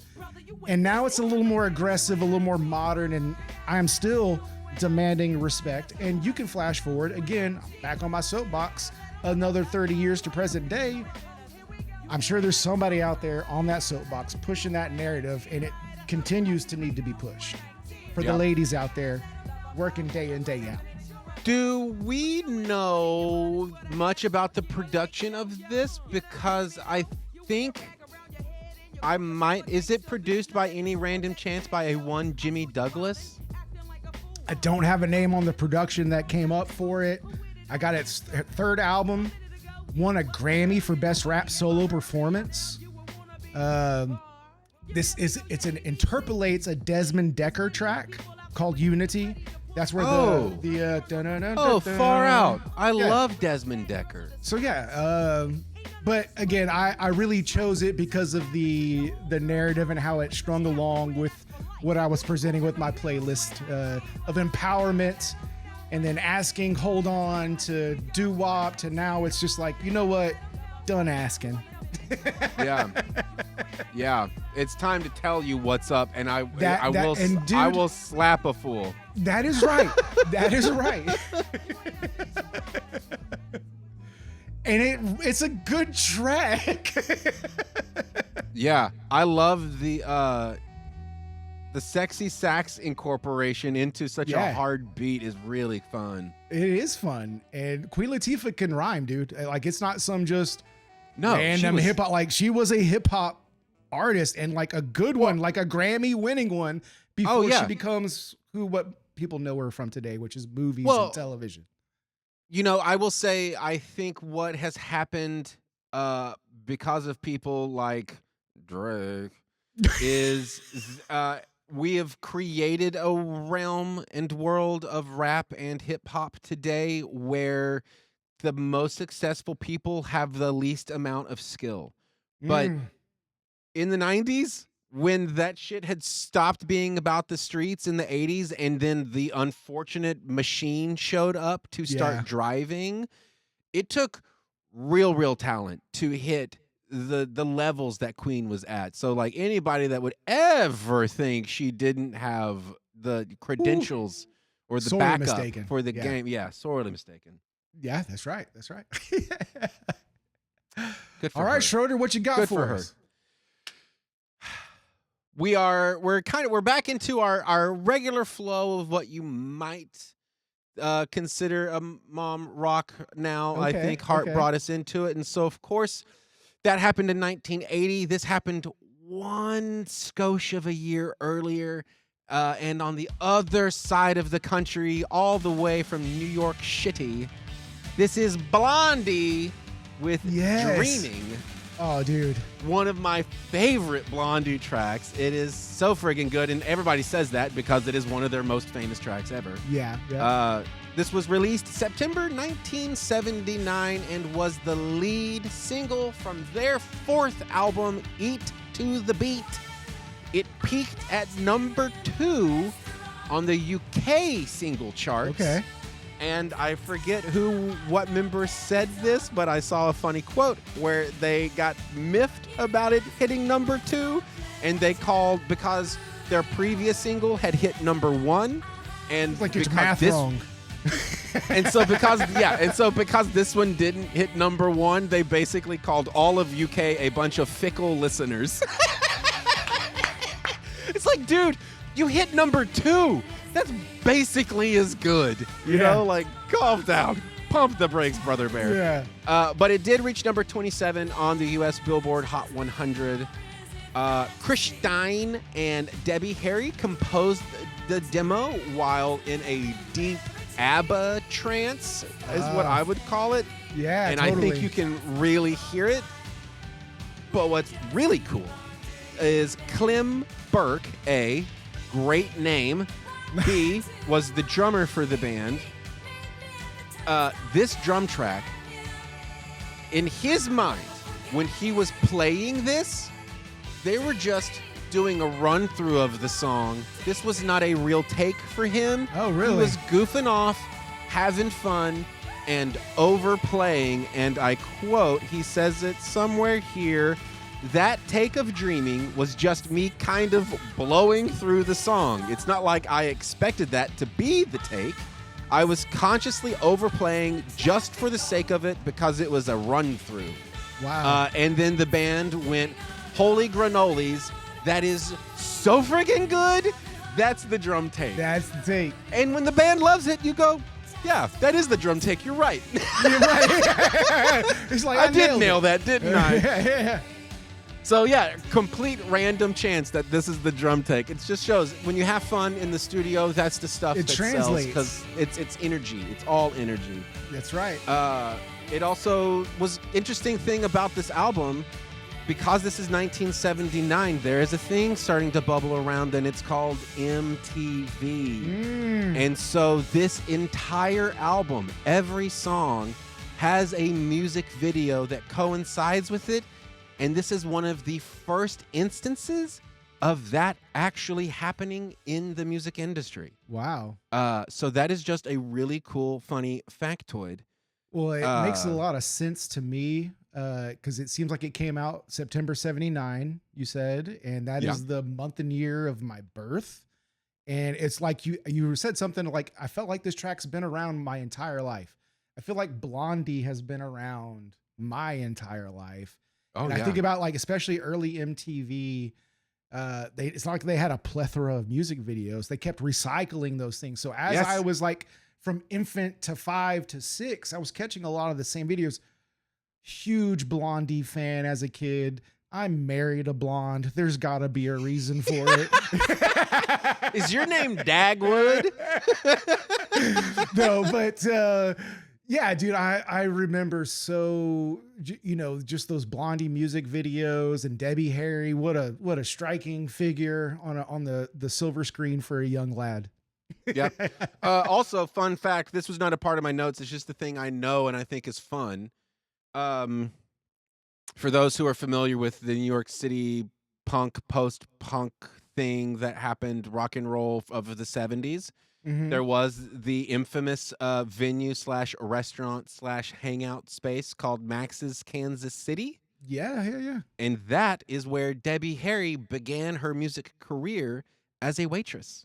And she would hang out in the back rooms where all the rock stars were. And because she can hold her own, they all got a gas out of her. And so she made all the correct connections that ended up helping create the band Blondie.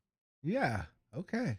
Very So, cool. I just love everything about Max's Kansas City is one of those places I wish I could have experienced in its rightful heyday, because all the stories and all the videos I watch from the performances there is just like, God. Not Studio that was 64. Huh? It's not Studio 64. 54? 64. Isn't it 54? Okay. No. Let's just No, is it Studio 54? I don't know. No. We'll just say 64 and allow Instagram comments to correct Just to you. rip me up. Yes. Let's just let the audience light you up again, because we'll edit that out. Full disclosure, he won't. All right. Studio 54, moving on. Yeah. Don't worry. I usually call it Studio 51. 51. Look, it's all the same. You know what I'm talking about. It's friggin' alien to me, baby. That's right. Okay. So we are moving into the second half of my session. We've done the whole empowerment thing. We went from positive to, PG-13 to rated R. We did that spectrum there. We're gonna just bring it down a notch and just. You brought up Kennedy, not the current one on Fox News, but the one we remember from MTV. Yeah. That had like the horn rim glasses and was the Curly nerdy hair. MTV video disc jockey. Yeah. Well, that whole look really got popular by Lisa Loeb. Lisa Loeb, yes. That's right. Dude, as soon as I put together the horn room glasses and then the look, I was like, oh, Yeah. it's none other Oh, than dude. Thank you. Yeah. And this is when every teenage boy in this time period goes, man, maybe my librarian's not so bad looking after all. I always thought I thought smart women were the best women, to be honest with you. Hey, That's all I know. I'm with you. There you go. What do you mean? You know about that Dewey Decimal System? How you doing, girl? Hell yeah, dog. I learned that real fast. Hey, Miss Stein. Teach me about 0.031 again? But, so, if folks don't know, this is the track Stay, in parentheses, I Missed You, by the Lisa Loeb, who was like the quintessential vulnerable, glasses wearing, sweater wearing, Clothes librarian. wearing. She had to work in a library. There's just no other way around it. Do you know the history behind this track? I It's don't like necessarily- interesting factoids. I've got one interesting factoid, because again, a child of MTV. Yes, Schroeder. I love gets it. this track, dude. Yes, dude. So here's my factoid for the track. Right, Gotcha. it's tying it back to the music video. That whole look. Well, that was video was directed by someone quite famous. Do you have an idea, Schroeder? Is this one of your factoids? No, is it Spike Jones? No. What if I Lisa told Kudrow. you Dead Poet Society? That's your clue. Robin Williams? No, bro. Ethan Hawke. Oh, well, it's funny because I actually, for some reason, was going to associate this song to Reality Bites. Yes. You're getting like Ethan Hawke he got that. He got the 90s, bro. Yeah. He gets every generation. That is one sexy man that I would make out with so hard. And now he's got a daughter with Uma Thurman, Maya Hawke, who's all up in Stranger Things and is releasing her own music as daughter? well. Yes, Maya Hawke. And she's got music as well. So Ethan Hawke's, talk about the breeders. I didn't realize that. So here's the Uma Thurman for bringing Maya, because I love the Stranger Things.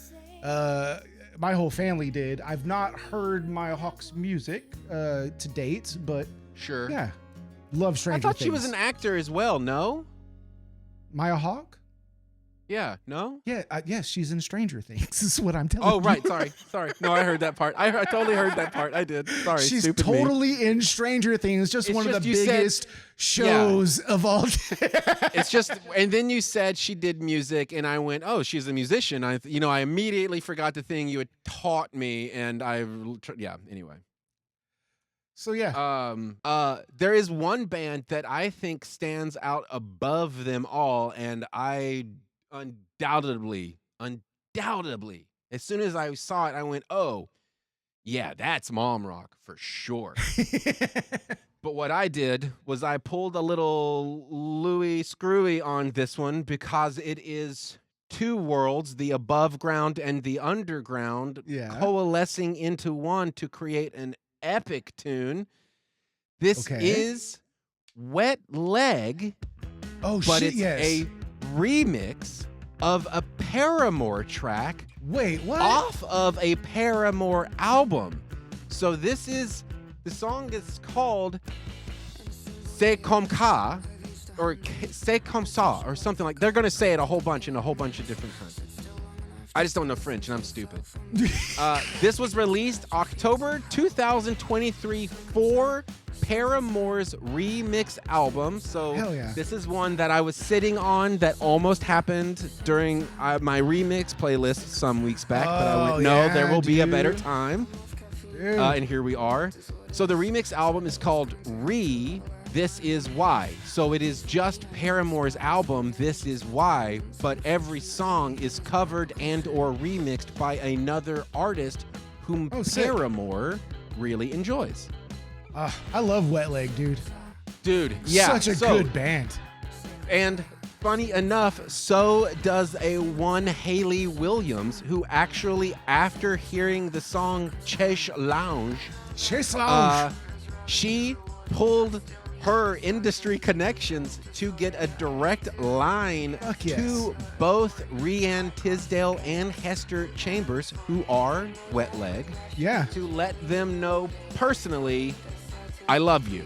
And Fuck yes. everything you're doing is great. And so I love because that. of that, they were able to bond and create a friendship, which led to Wet Leg getting to take part in this. So Wet Leg, Tisdale and Chambers, they tracked basically everything themselves, I think. It's tough to get a big read on the production stuff with this. Okay. But what I did discover is that there is a artist named Lava LaRue. That's LavaLarue. All right. But they have a series of little short documentaries, parentheses, but more like behind the scenes, Okay. documenting them recording this song, which is on TikTok. So for anybody interested in nice. going and just like getting some behind the scenes stuff, go check out Lava LaRue's TikTok. I don't know anything. Again, I don't like social media. I'm not there anymore. So it exists, and there's plenty of behind the scenes stuff. And I just want to say one final thing.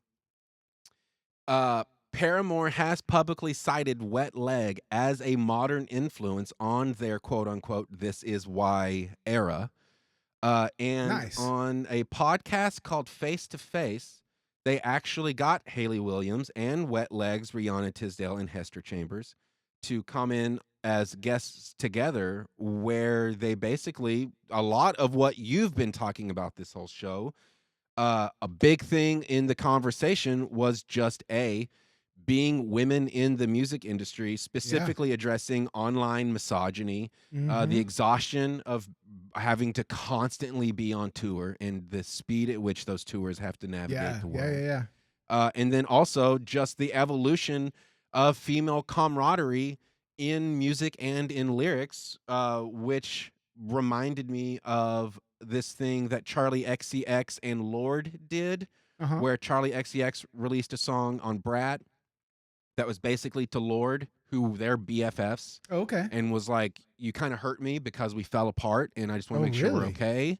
And then when Brat, the remix album came out, she gave that same song to Lorde, who then responded. Oh. And it's a beautiful, beautiful relationship that those Very two kids have interesting. together through lyrical passing on the same song. Absolutely gorgeous. I'm actually tearing up because it's so pretty. That's way better than the hip hop diss tracks we have to listen to all the time. Oh my God. It's so much better. And it's just like, of course it takes women to realize you need to be nice to each other. While Of course. testosterone driven dudes who are, like freaked out about receding hairlines are like claiming king's thrones and blah, blah, blah. But yeah, fun fact is, this is, again, not a fun fact. This is actually another sad fact. But this is just the world we live in, and we need to change it.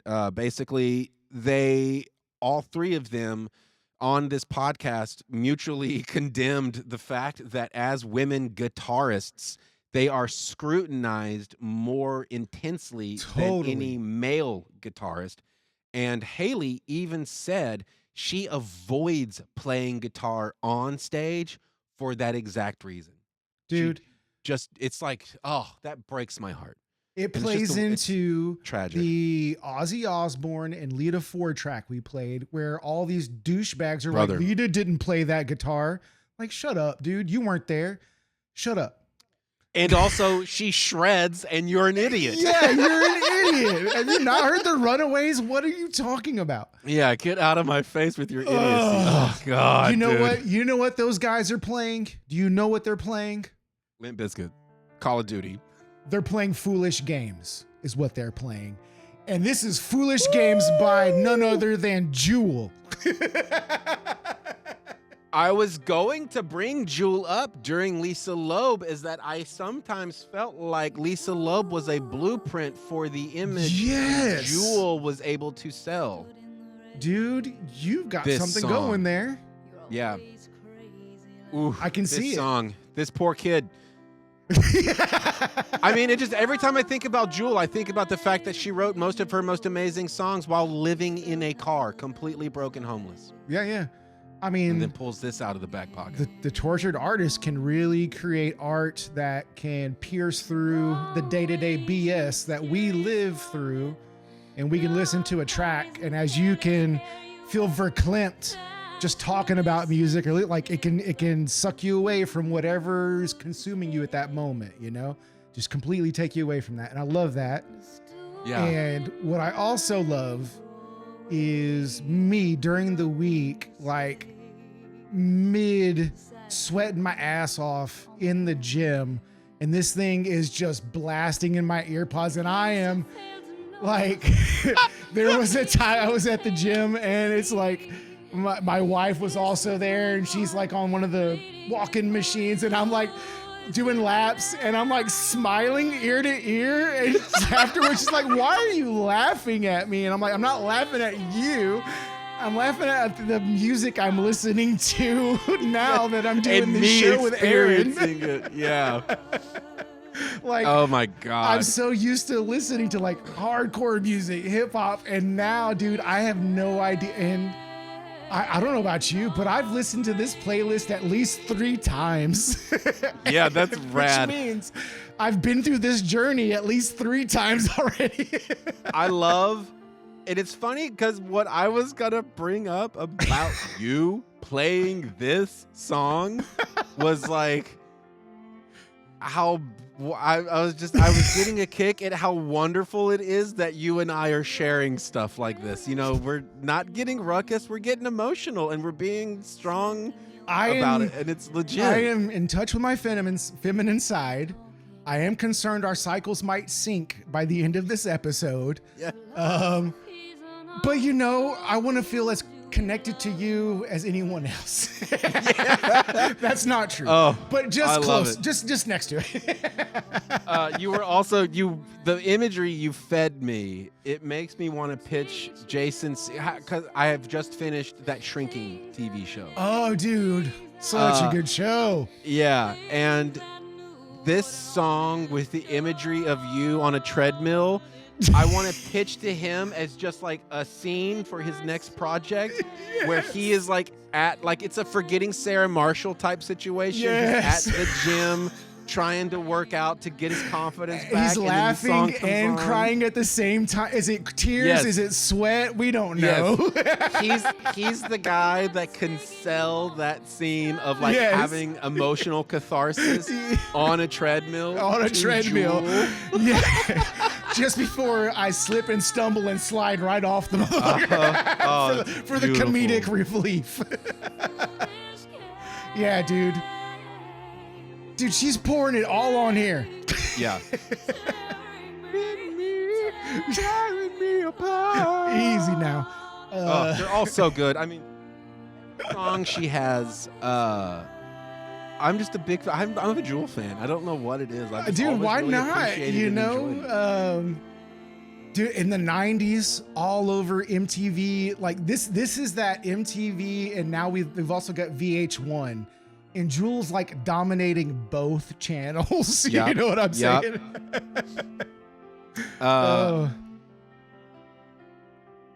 It almost makes me believe that you didn't do it because it might be a punch too high. Okay. Is if Sarah McLachlan shows up on the playlist. Oh, you know. She almost made it to mine because she is also a part of that mom rock space. Oh, 110%. Yeah. Yeah, I was all over Sarah McLachlan back. I was like, yeah, that's good. Yeah, it was good. But yeah, mom rock, just a lady on a piano, laying it all out. Yeah, that sad ass cello line that's just playing through. Just, I feel Do we good. know where she recorded this? All this? I don't. I know, obviously she's got some ties to Alaska. Yeah, she is Alaskan, I believe. This was 95. But I don't have who produced that one. Probably some moose in Alaska. It's still beautiful, regardless of who worked. Still like all the moose had to do was press record. She's got it. And I will say this. While I don't know that our cycles, which men do have synced up completely, I will say our playlists kind of have. Dude, have they not? Because I'm going to bring it into you hard and heavy myself with the same kind of emotional pull. This is the Cranberries' Ode to My Family. Another just gut-wrenching banger. This is the second time we have ever picked the same track for a playlist, and it's the Cranberries' Ode to My Family. Wow. Was Dude, this your next track? This was absolutely my next track after Foolish Games. All right. Well, let's share it together. Let's share it together. Let me hit you with my deets, and then you can give me some of your deets. Okay. Released November 21st, 1994 on the album No Need to Argue, released on Island Records. Dolores O'Riordan, I believe, wrote the track while the band was on their first tour here in the States in the summer of 1993. She was basically experiencing intense homesickness and isolation while adjusting to this sudden fame, because this is the same album that had Zombie, which exploded on everyone. One of the very first tracks I ever learned to try to play drums to was the Cranberries' Zombie, dude. Sick. She basically was just reflecting on her rural upbringing in County Limerick, Ireland. And she often cited this as one of her most therapeutic songs she'd ever written. Which, it's also the lead-off track on the album, and again, a lead single that, freaked out a lot of critics, being like, what is this? But then immediately were like, whatever it is, I'm 100% sold, because I believe every friggin' word coming out of her mouth. Absolutely. Absolutely. But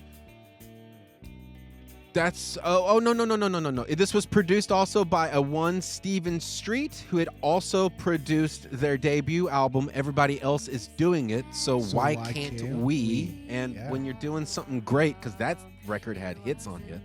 Yes. Hits on hits on hits. Like bring him back. He did it right the first time. Let's do it again. Let's do it again. Let's run it back. Yeah, and what I really love is that, again, they formed in this place called Limerick, which I love, in 1989. Yeah, dude. And originally, their name was not the Cranberries. It was The Cranberry Saw Us. Oh, dude, that was so much cooler. It's an interesting name. But harder my to sell. sad factoid, or actually, do you have any factoids that you want to share about the song or the album? I just want to like you brought up the band's home base is Limerick, Ireland. For those that don't know, that didn't pay attention in English class, a limerick is a popular 5-line humorous poem with a strict AA, BBA rhyme scheme and a bouncy anapestic rhythm. And it's no doubt like they have to create songwriters out the wazoo in a town called Limerick, right? So, okay, I was going to ask, because you brought it up, the thing that I was thinking about but didn't look into is that, was that poem style developed in Limerick, and that's why it's got its name? I have no idea about okay. So it's just an aside. It's not more a fact, it's more just an aside. It's an aside. You know, that's the homework assignment for our listener this episode. There you go. What is the history behind Limerick Island? Yeah. No, excuse me, I said island. Yeah, Limerick, Ireland. My God. I knew what you said. You know, we're here talking for 2 hours straight. It's easy to get tongue-tied. I'm not going to fault anyone for flubs on flubs. Like it's Moot and the Hoople. That's right. Moot and the Hoople. It's Moot and the Hoople. It's Mott the Hoople. It is Mott as well as. Hoot in the Moople. Yeah. But to the final factoid, again, a lot of these have sad facts for their endings, which is that on January 15th,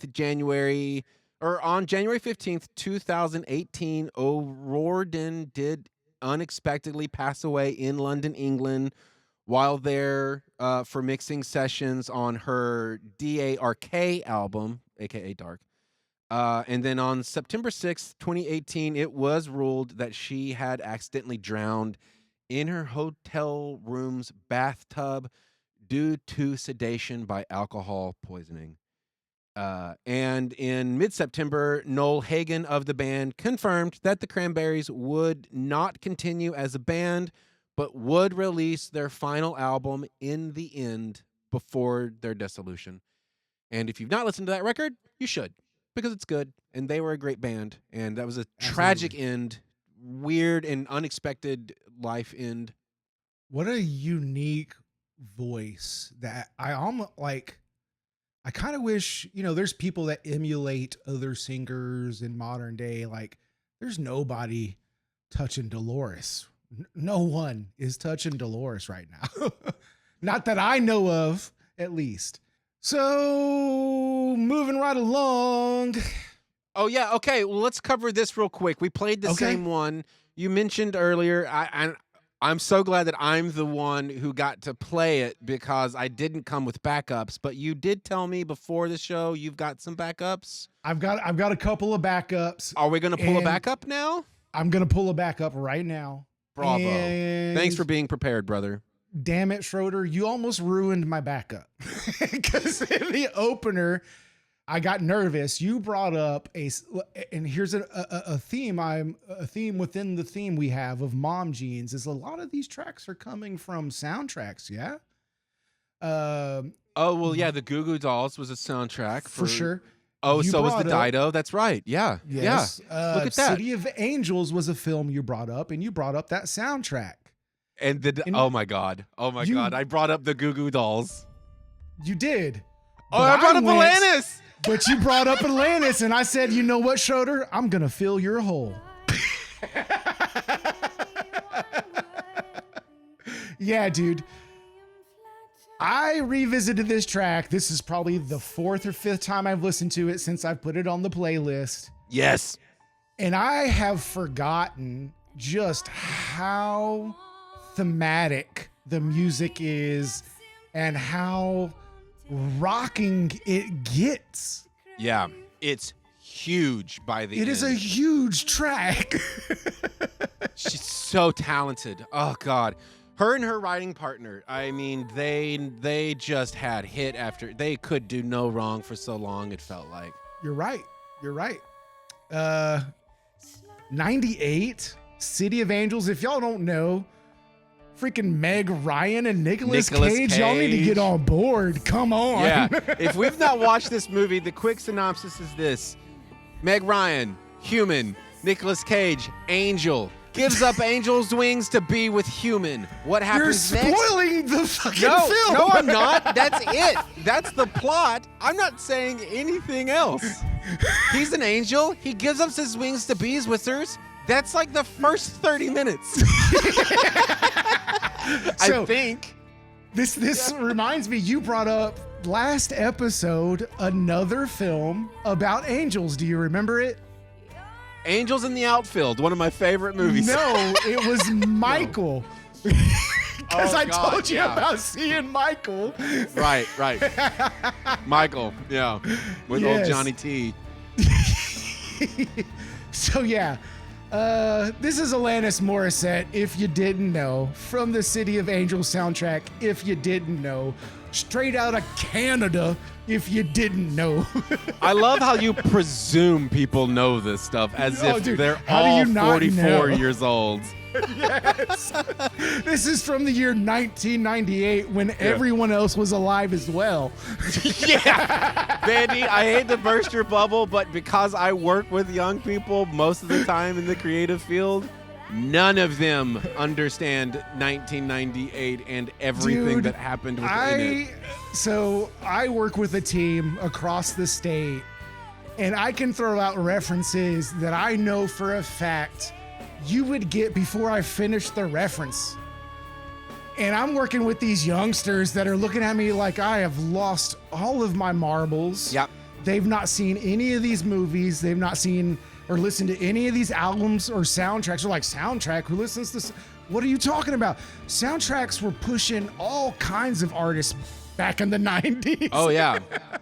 Yeah, no, my constant situation I fall into is that the people I'm working with, I go, oh, yeah, that's a great riff. If you kind of did this thing, so we make it a little bit more like XYZ, they'll be like, what? Yeah. So I do want to point out, do you realize what's making this section so rocking is just one distorted bass? That bass has got a little bit of strings are doing rumble. a lot of work. Yeah, no. But it, like rocking, right? That bass has got a grumble to it, and it just, like. Well, listen to that guitar, brother. This is rocking. It's not this just is one a guy. rock song. Yeah. I mean, we're talking about angels here. Yeah. And also, this was a fun production thing that happened a lot in the late 90s of getting a stripped back track to go real big by adding a huge string arrangement underneath the ruckus distorted guitars. Everybody was doing it, and it works every time. It works every time. I'm sold. I'll take two. Yes, please. And also, thank you. So, fun fact, and this one is fun, not sad fact. Okay. When I was on the Matchbox 20 tour. Whoop. Oops. I know what that song was. Yeah, it's old track. It's okay. No spoilers there. So when I was on the Matchbox 20 tour, it was called Exile on Mainstream. It was a sort of reunion tour for them. It was a lot of greatest hits, plus they had 6 new songs. Okay. And I've talked about this a little bit. Mute Math was the opener who you had said you had remembered or heard of. Yeah, totally. But then Alanis Morissette was the main support. And getting to watch her perform every night was some of the most fun because I have just always loved her music. And then to be getting to sit at front of house, hearing it in the best spot in the arena was like, this is what's up, and This she like, rules. Yeah. yeah, and she like had the energy and the control, and it was just like, dude, yes, give me more of this rock and roll. Yeah. And so at the end of the tour, we ended up having the big rap party at the Playboy Club. That's like the top level of whatever hotel in Vegas. That's where our last show was. Larry Because I think Flint's they played Hustler. like the Hard Rock or something like that. It's like a Okay. Hard Rock or House of Blues. But anyway, we were on the dance floor, and this was a crazy setup, dude. Like, so we had the whole club was bought for us for the night. It was for everybody on the tour to just 3 months are over with. The insanity is done. We friggin' made it to the end. Yeah. Let's unwind. And so, as a quick aside, what was great about it was that there were different spots for drinks throughout the club for us. So if you wanted a tequila drink, you would go over here. If you wanted a whiskey drink, you'd go over here. If you wanted a vodka drink, you go over there. If you were looking for Chumbawamba, you had to go to the bathroom. so those are like along the walls, but you know, we've got the whole club to like dance and get groovy to and like party our asses off. And so there's playing all the club bangers of the time period, and I'm just on the floor having the greatest time dancing with my tour crew, because like we were such a tight-knit family at that point that it really did feel like we survived a war, because it was a horrendous tour, but it was a fun tour, but it was horrendous. Anyway, something apparently was magical about my dance moves that night, because all I know... Was it the alcohol? Probably. Because all I know was this tiny little human comes and runs up in front of me and starts booty dancing on me. Yes. And so I just go, oh, well, this is happening, and I've seen the music videos. I know what I'm supposed to do. So I do the booty dance man side of the booty dance. Yeah, and we're having fun for a few minutes, and then they like start to laugh and they run away. And then my crew of my teammates on the crew are all looking at me bug-eyed and like shocked, like, what in the world? And I go, what's going on? What happened? What happened? Turns out that little human was Alanis Morissette. No shit. Yes. And so they had to inform me of who I had just booty grinded upon. You just grinded on Dave it wasn't Coulier's former woman. Well, it wasn't full. It wasn't like that, but yeah, pretty much. It was like the concept of it. In my mind, it was the grindiest of grinds. But it wasn't. It was very PG, everyone. She is an adult woman. Yes. Not a child. She's Canadian. I heard they're very polite. She was very polite. She giggled and she ran away. And I was like, well, that was cool, whatever that was. And then I was informed of what that was. And then you found out, yeah. But anyway, yeah. I like to tell that story as often as I can because it's my favorite. Yeah, that's a good one. I would totally lie. Like it was like 2 Live Crew grinding. No, because again, like I've reiterated over and over again, everyone you meet in your life will always be in your life. And so on the chance that I get an opportunity to work with her again, I want to make sure that the story is true. That's right. It was PG. And Alanis Morissette, if this finds your desk, I totally will produce a song for you. Just come on by. It will be no big deal. That's right. Like nothing ever happened. It'll be like nothing ever happened. All right, Schroeder. Hit me you with down it. to 1 track? What do you got? I have 2. You got 2. All right, I'm good. Let's go.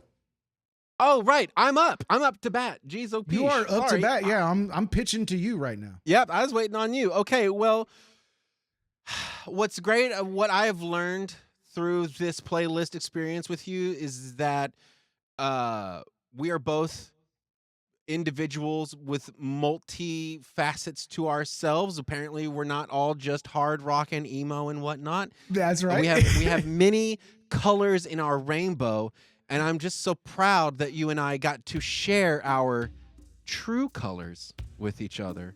And so, dude, of course, I want to celebrate that by celebrating just celebrating Cyndi Lauper and her song, True Colors.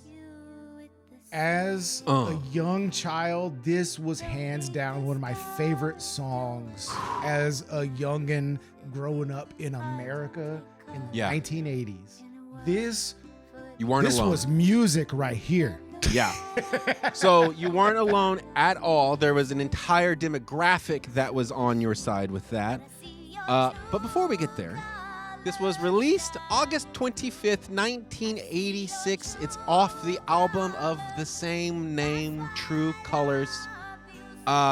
Track spent 2 weeks, 2 whole banging weeks at #1 on the US Billboard Hot 100. However, before it made its way to being #1 for 2 weeks for Cyndi Lauper on the Billboard Hot 100, its songwriter, Billy Steinberg, originally wrote the lyrics about his own mother, and in that demo, it was a traditional, very piano-heavy gospel ballad, kind of reminiscent of Simon and Garfunkel's Bridge Over Troubled Waters. Yeah, I can hear that.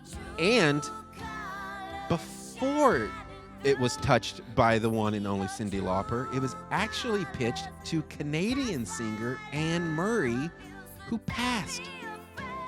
So after that passing happened, Billy Steinberg's co-writer, Tom Kelly, suggested changing the initial verse sound of this like gospel thing. Yeah. And then they like submitted that to Lauper, sans the gospel-y sound. They sent it to Lauper, who immediately went, yep, love this. But she went even further and stripped it even further down to where this is kind of what you're left with. You still got the ballad. You've just removed all of the gospel-y big piano stuff, and you just got this rich, sensual synth sound going on. The thing about Lauper's delivery with this one, too, I think the reason why I connected to it as a young one was because it felt so real. What she is singing, like her delivery, the way she gets into that grainy, gravelly stuff.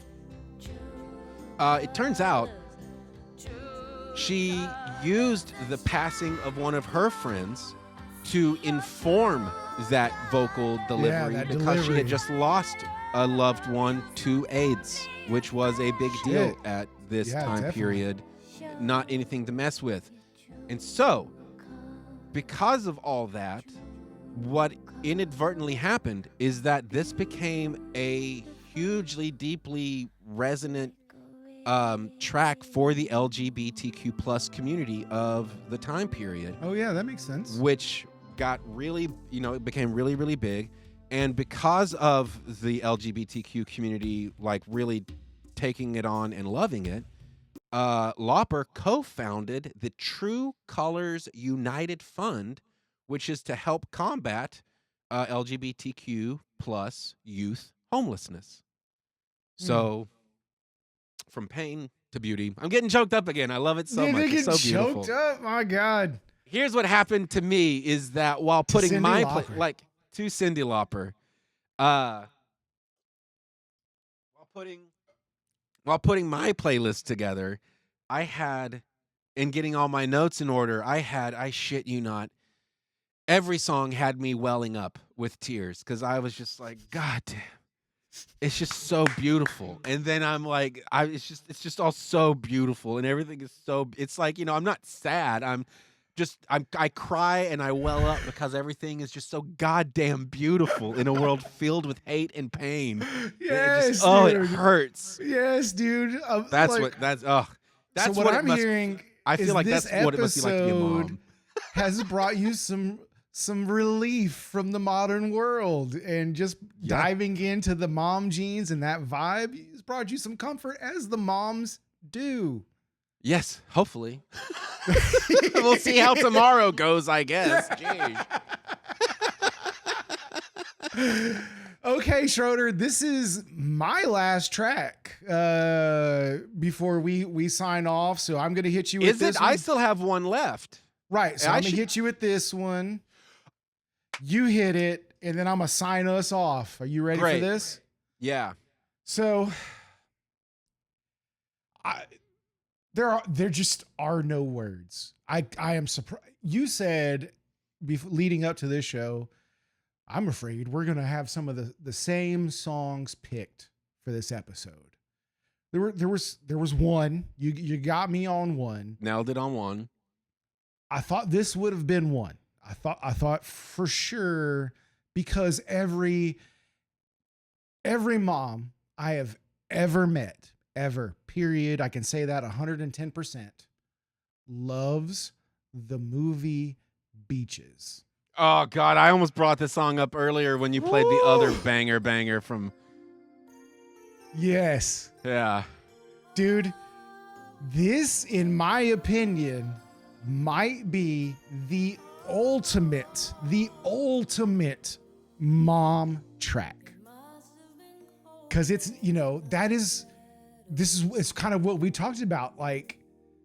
The dads, you look at any 80s movie, current movies, the dad is the buffoon, right?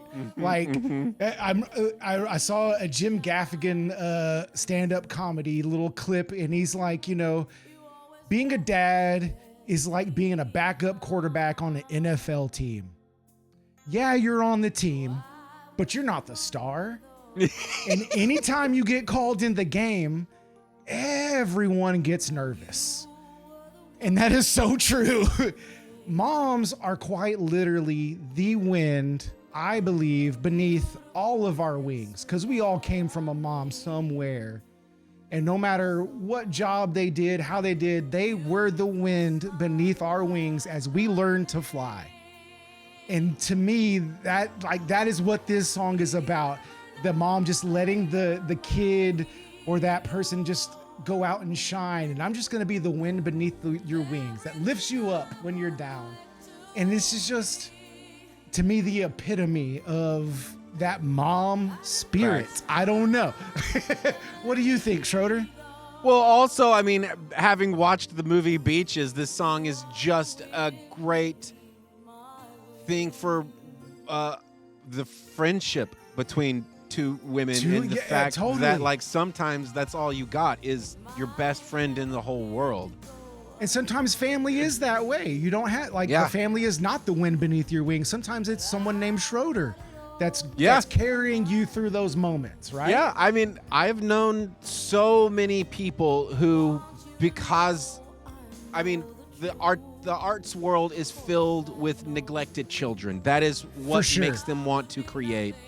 And so you end up meeting so many wonderful humans that you start to hear the term adopted family, which is to say that, they didn't have a great home life, but their friends are their family. And that's what's important. It's whoever makes you feel better. That's right. That's your family. That's right. That's the wind. That's the wind. Schroeder, you are the wind beneath my wings, sir. Bro, you're the wind beneath my wings. I hope we soar together. We're going to fly high, baby.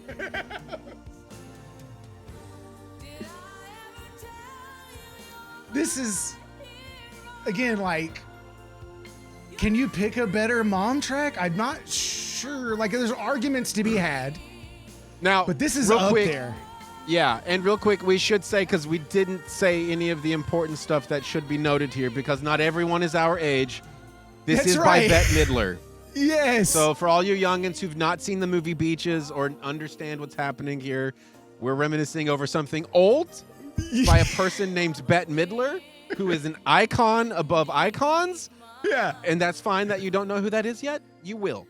So, as Schroeder pointed out, this is Wind Beneath My Wings by Bette Midler from 1989. I'm curious, Schroeder, in your mind, was Bette Midler an actress that went to music, or was she a musician that went to movies? She was... I don't remember. I remember she was both. She was an entertainer, is how I kind of actually viewed her. She's like a Cher. She's an entertainer. Yes. She can do it all. She can and does do it all. In that era, too, Cher's making music and in movies. Bette Midler's doing the same thing. She's double dipping. Yeah. biggest memory about this song is actually, so my mom was a school teacher for her career. And one year they would have like at her middle school, they would have these end of year like celebrations for all the teachers. And so all the teachers would hang out in the cafeteria. Yes. And they would just like unwind after a year of dealing with little shitheads. Right. And so I was hanging out for one of those, and somebody put together a little slide projection movie thing that just showed a bunch of pictures they had taken through the school year of all the teachers and stuff. And of course, the backing track to the slideshow was Wind Beneath My Wings. There's not a dry eye in the gym. No, my mom, I'm fairly certain my mom still thinks about it all the time because I'm fairly certain she has brought it up to me 2 or 3 times in the last decade. And it happened 30 years ago. You know, Bette Midler knows how to hit. So, okay, I do have one more. However, all right. It does mean I have 11. I forgot I actually did have an extra one in the clip. I was about to say, you're making me work tonight. So I don't have to play it. We don't need to play it. No, it's too late. Hit it. Okay, we're going to play it. Yeah, we're going to do it. I'm just going to put the last track on repeat and you're going to suffer. I mean, I think you started it off and then I kept it going with the Cranberries and then you kept it going and then I kept it going. So and then you kept it going and now I'm just going to keep it going. Just keep it going. At. So here we are, ladies and gentlemen. This is my accidental final and 11th bonus track. I brought a bonus track. You should be allowed a bonus track. Yeah, but you had to use yours. This one I could have just kept. But this is Fleetwood Mac's Landslide. Great Released pick. July 1975 as part of the band's multi-platinum self-titled album, Fleetwood Mac. Stevie Nicks wrote Landslide in 1974 in Aspen, Colorado, while contemplating her career and her relationship with Lindsey Buckingham, because they were, in fact, an item before all of this stuff. It was getting tumultuous. Wrote the whole thing in 5 minutes while looking out at the snowy Colorado Rockies, debating whether to go back to school or continue pursuing music. Wow. And think about this. Fleetwood Mac has been a band already, and they have already been successful as Nick's, Jesus Christ, Buckingham, right? Their duo, collab thing.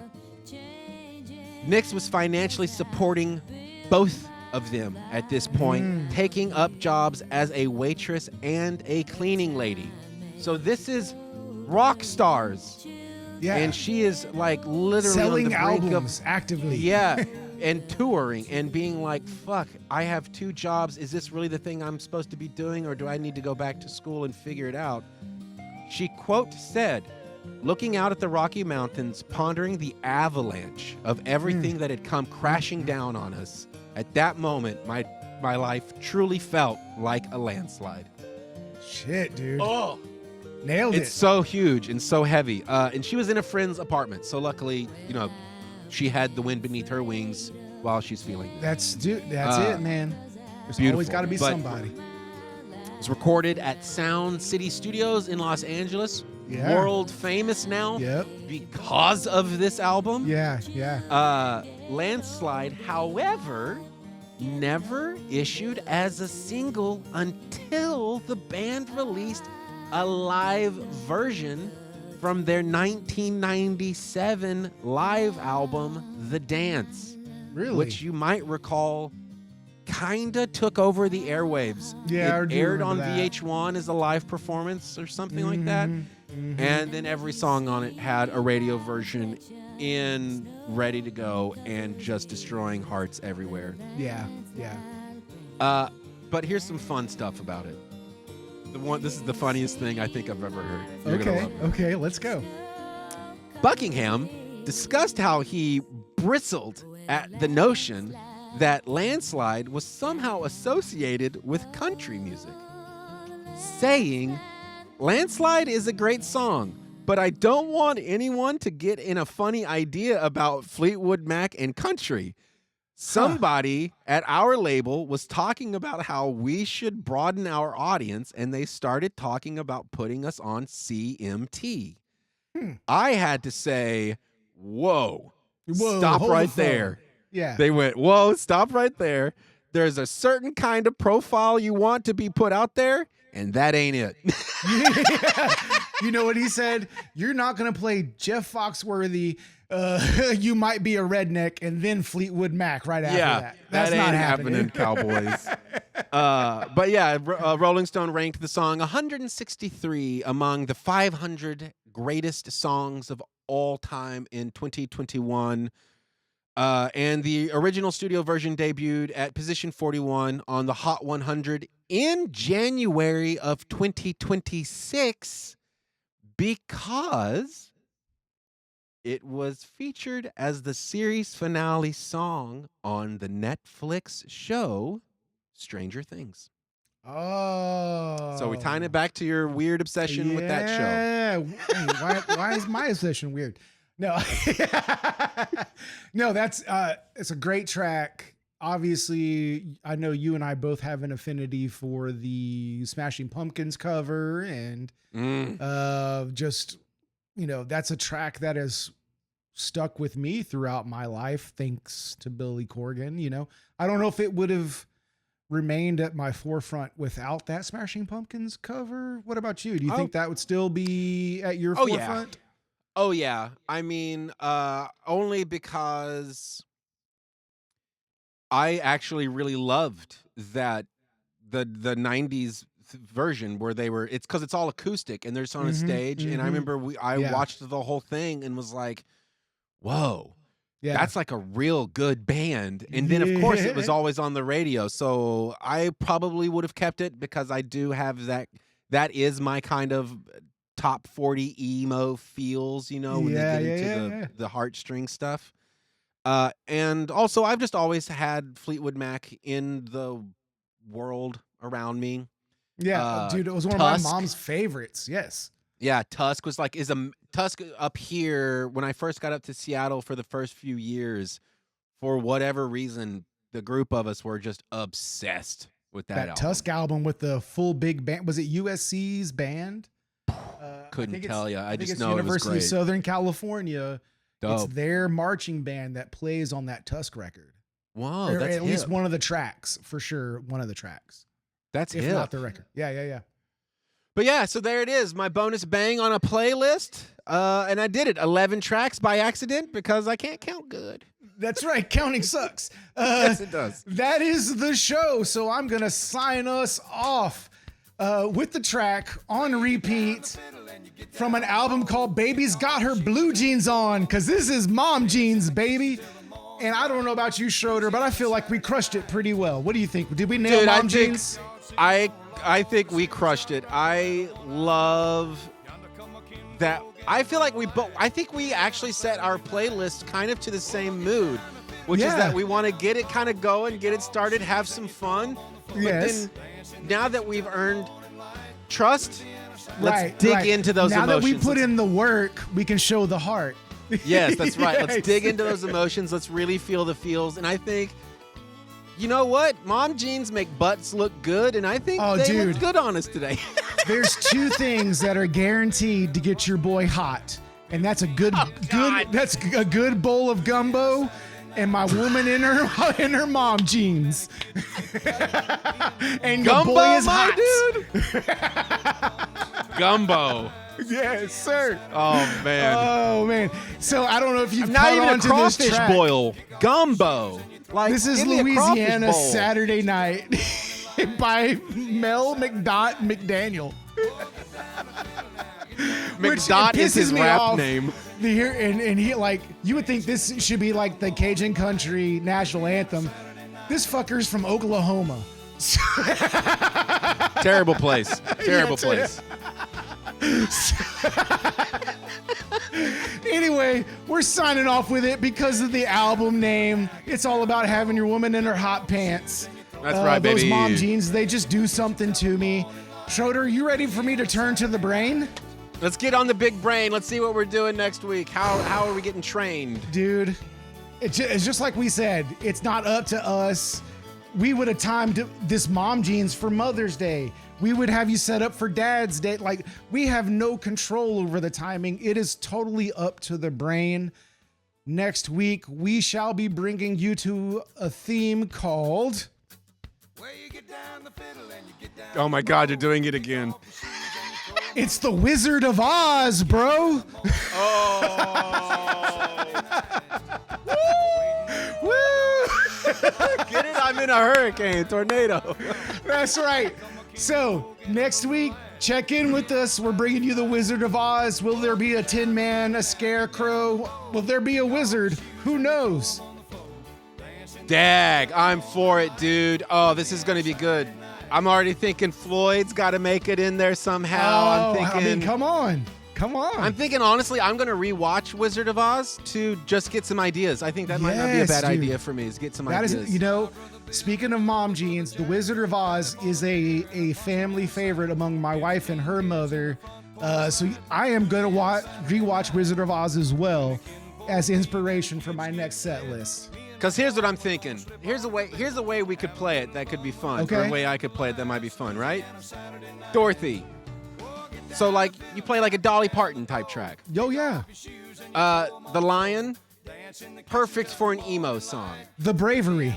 Yeah, he's cowardly. He's a cowardly lion, so he's like, got a little bit of emo in him. So that's your emo track. The emo and lion. then you got the Tin Man. Well, that's straight up Straight Pantera, metal. baby. We're playing some metal. Straight metal, baby. Scarecrow needs a heart. Oh no, Scarecrow needs a heart. So he's the emo guy, maybe. That's right. Or does he not have a brain? It doesn't matter. No, wait. We're gonna figure it out. The Scarecrow needs a brain. The Tin Man needs a heart. The lion needs courage. Yeah.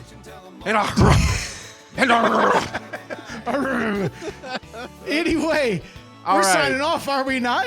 Let's get out of here, baby, before this song plays again. Because 3 times is too much fun. Bye. Bye.